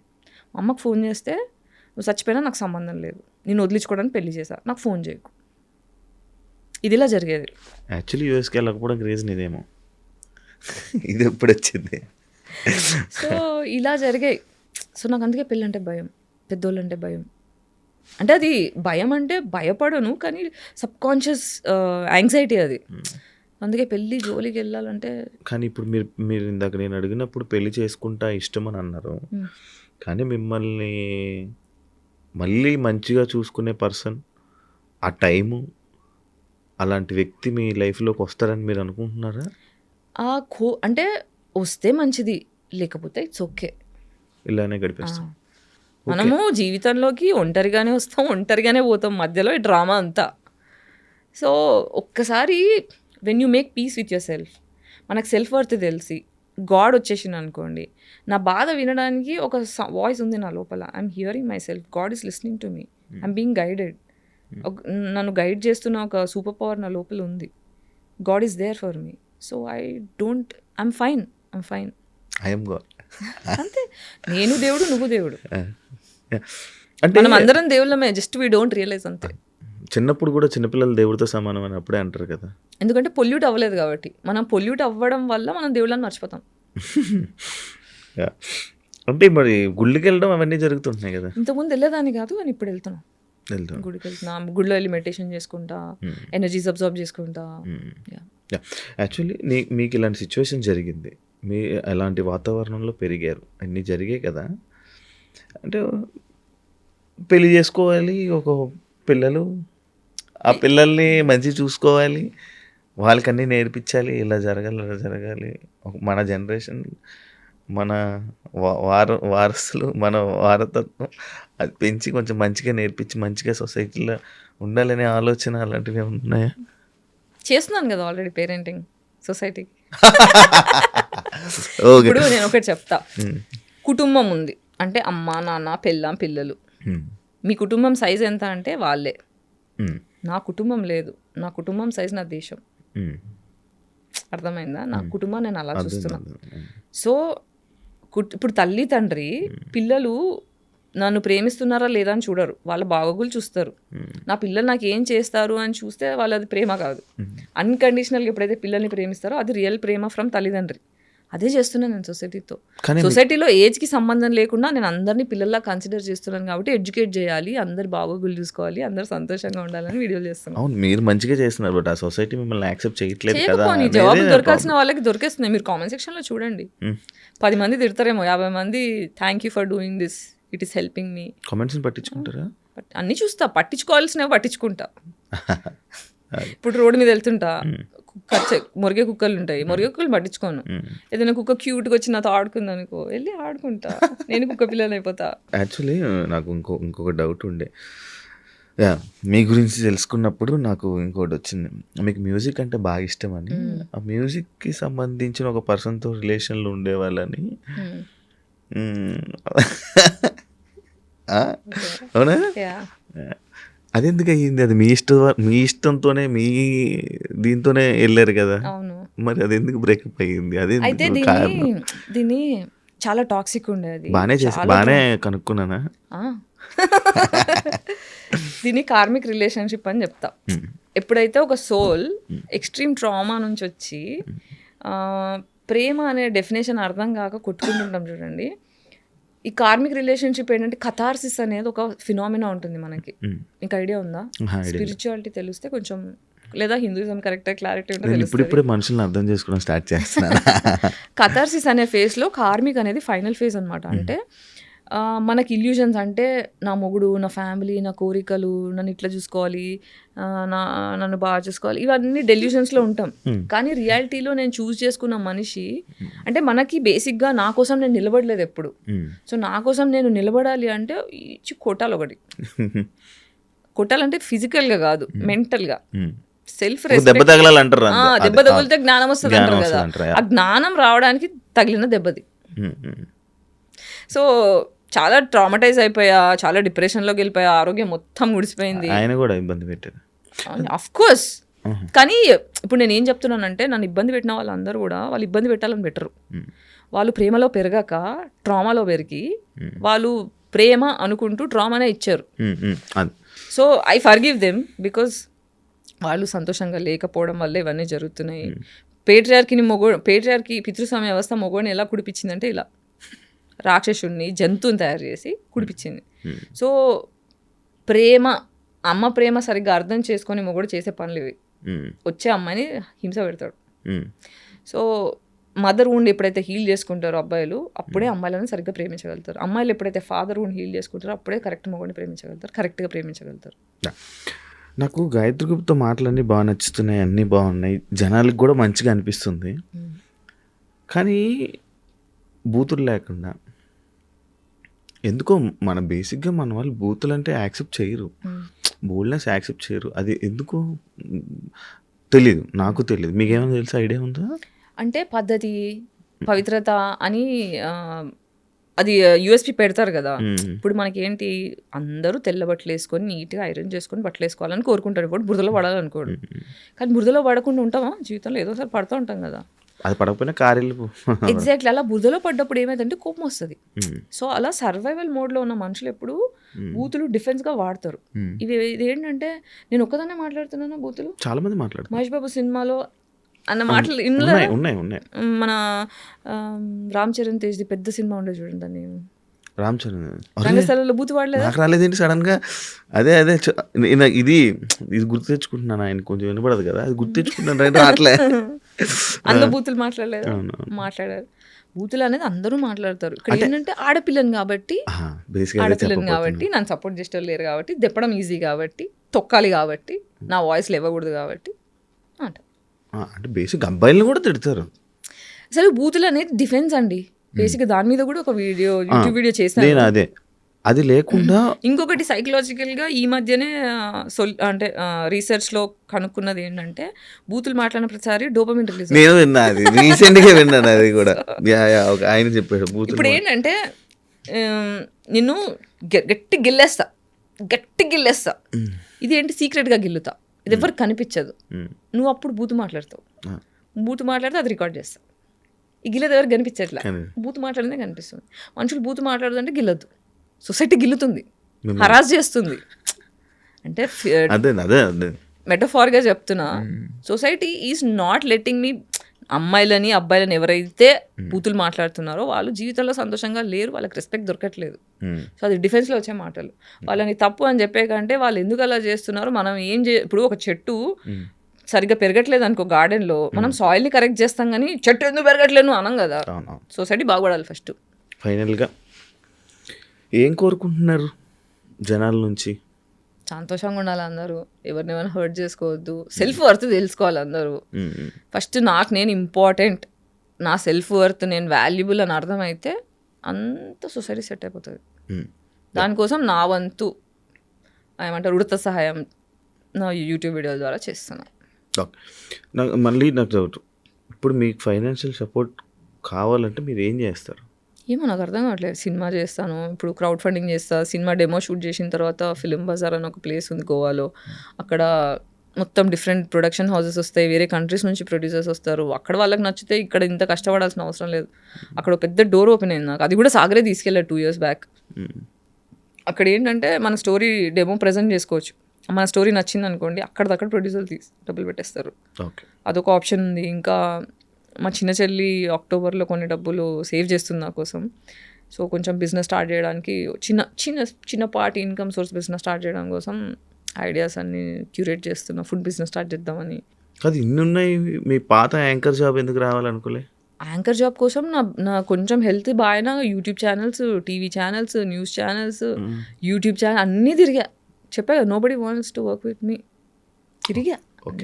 అందుకే ఇప్పుడు యూట్యూబ్లో నేను ఏం చేస్తున్నా, యాంకరింగే చేసుకుంటున్నా సొంతగా, ఏమి యాక్సెప్ట్ చేయలేదని చెప్పి. Then thank you so much. నాకు మంచి పాడ్కాస్ట్ ఇచ్చి నాకు కొన్ని చాలా తెలియని విషయాలను చాలా తెలిసేలా చేసినందుకు. అండ్ నేను ఇంకో చాలా మిస్ అయ్యానని అనిపిస్తుంది. తప్పకుండా నేను మళ్ళీ ఇంకొకసారి మీతో ఇంకో పాడ్కాస్ట్ పెట్టాలని నేను కోరుకుంటున్నాను. అండ్ అదే కాకుండా మీరు మీ లైఫ్లో మంచి సక్సెస్ అవ్వాలని, అంటే మీ మాటలు విన్నప్పుడు మంచిగా ఉన్నారు కదా, మంచి జరగాలి అది కోరుకుంటూ, మీ కష్టాలన్నీ తీరిపోవాలని, మంచి ఆఫర్స్లో ఇంకా సక్సెస్ అవ్వాలని, ఇంకా పైకి వెళ్ళాలని మనస్ఫూర్తిగా కోరుకుంటున్నాను. Wish you all the best. Thank you so much. అందరూ హ్యాపీగా ఉండాలి. సర్వే జన సుఖినో భవంతు. ఇదైతే నేను ఇలా ఈ మాట ఎక్కువ అనడం స్టార్ట్ చేశా. I'm manifesting peace for everybody in our country. అంటే ప్రపంచంలో ఉన్న అందరూ ప్రశాంతంగా ఉండాలని. నేను రీసెంట్గా ఒక పాడ్కాస్ట్ చేసా, విష్ణుప్రియ భీమినేని. తను కూడా నేను వైబ్రేషన్స్ తీసుకుంటున్నా, తను అలాగే మాట్లాడింది నా ఇంటర్వ్యూ. తన్ని చూసే దాని తర్వాత మీరేనా సేమ్. నేను అదంతా పోవడానికి, నా నెగిటివిటీ పోవడానికి నాకు ఆ వైబ్రేషన్స్ తీసుకుంటా, అలా అయింది. థ్యాంక్ యూ, ఆల్రెడీ చెప్పేశాను కాబట్టి. చూసారు కదా ఇంటర్వ్యూ. ఇంకో గెస్ట్తో మళ్ళీ మీ ముందు కలుస్తాం. అంతవరకు సియా.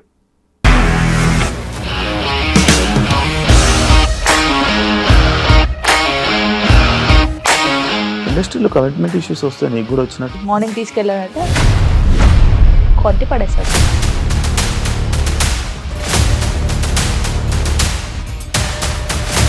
ఒక్కళ్ళు కూడా చూడలేదు ఈ సినిమా అని చెప్పడానికి కూడా చాలా ధైర్యం కావాలి. అది నిజం కదా, దాంట్లో ధైర్యం ఏంటి? ఇది నెక్స్ట్ డే ప్లేట్ మార్చేస్తే తప్పు కదా. As of now we're comfortable this అని నేను అనుకుంటున్నాను. రష్మిక గారిది మీది ఒకే ఊరు అంట కదా. నీకు కోపం వచ్చిందంటే బాగా తిట్టేత్తరా? తిట్టేద్దామండి. నిజంగా గేమ్ ని ఎలా చేంజ్ చేయగలిగారు? ఏపీఎస్ఎఫ్సి వాళ్ళకి 6 నెలల్లో నేను 6 లక్షలు కట్టా. బిజినెస్ చేయాలనుకుంటే it is as difficult as riding a tiger.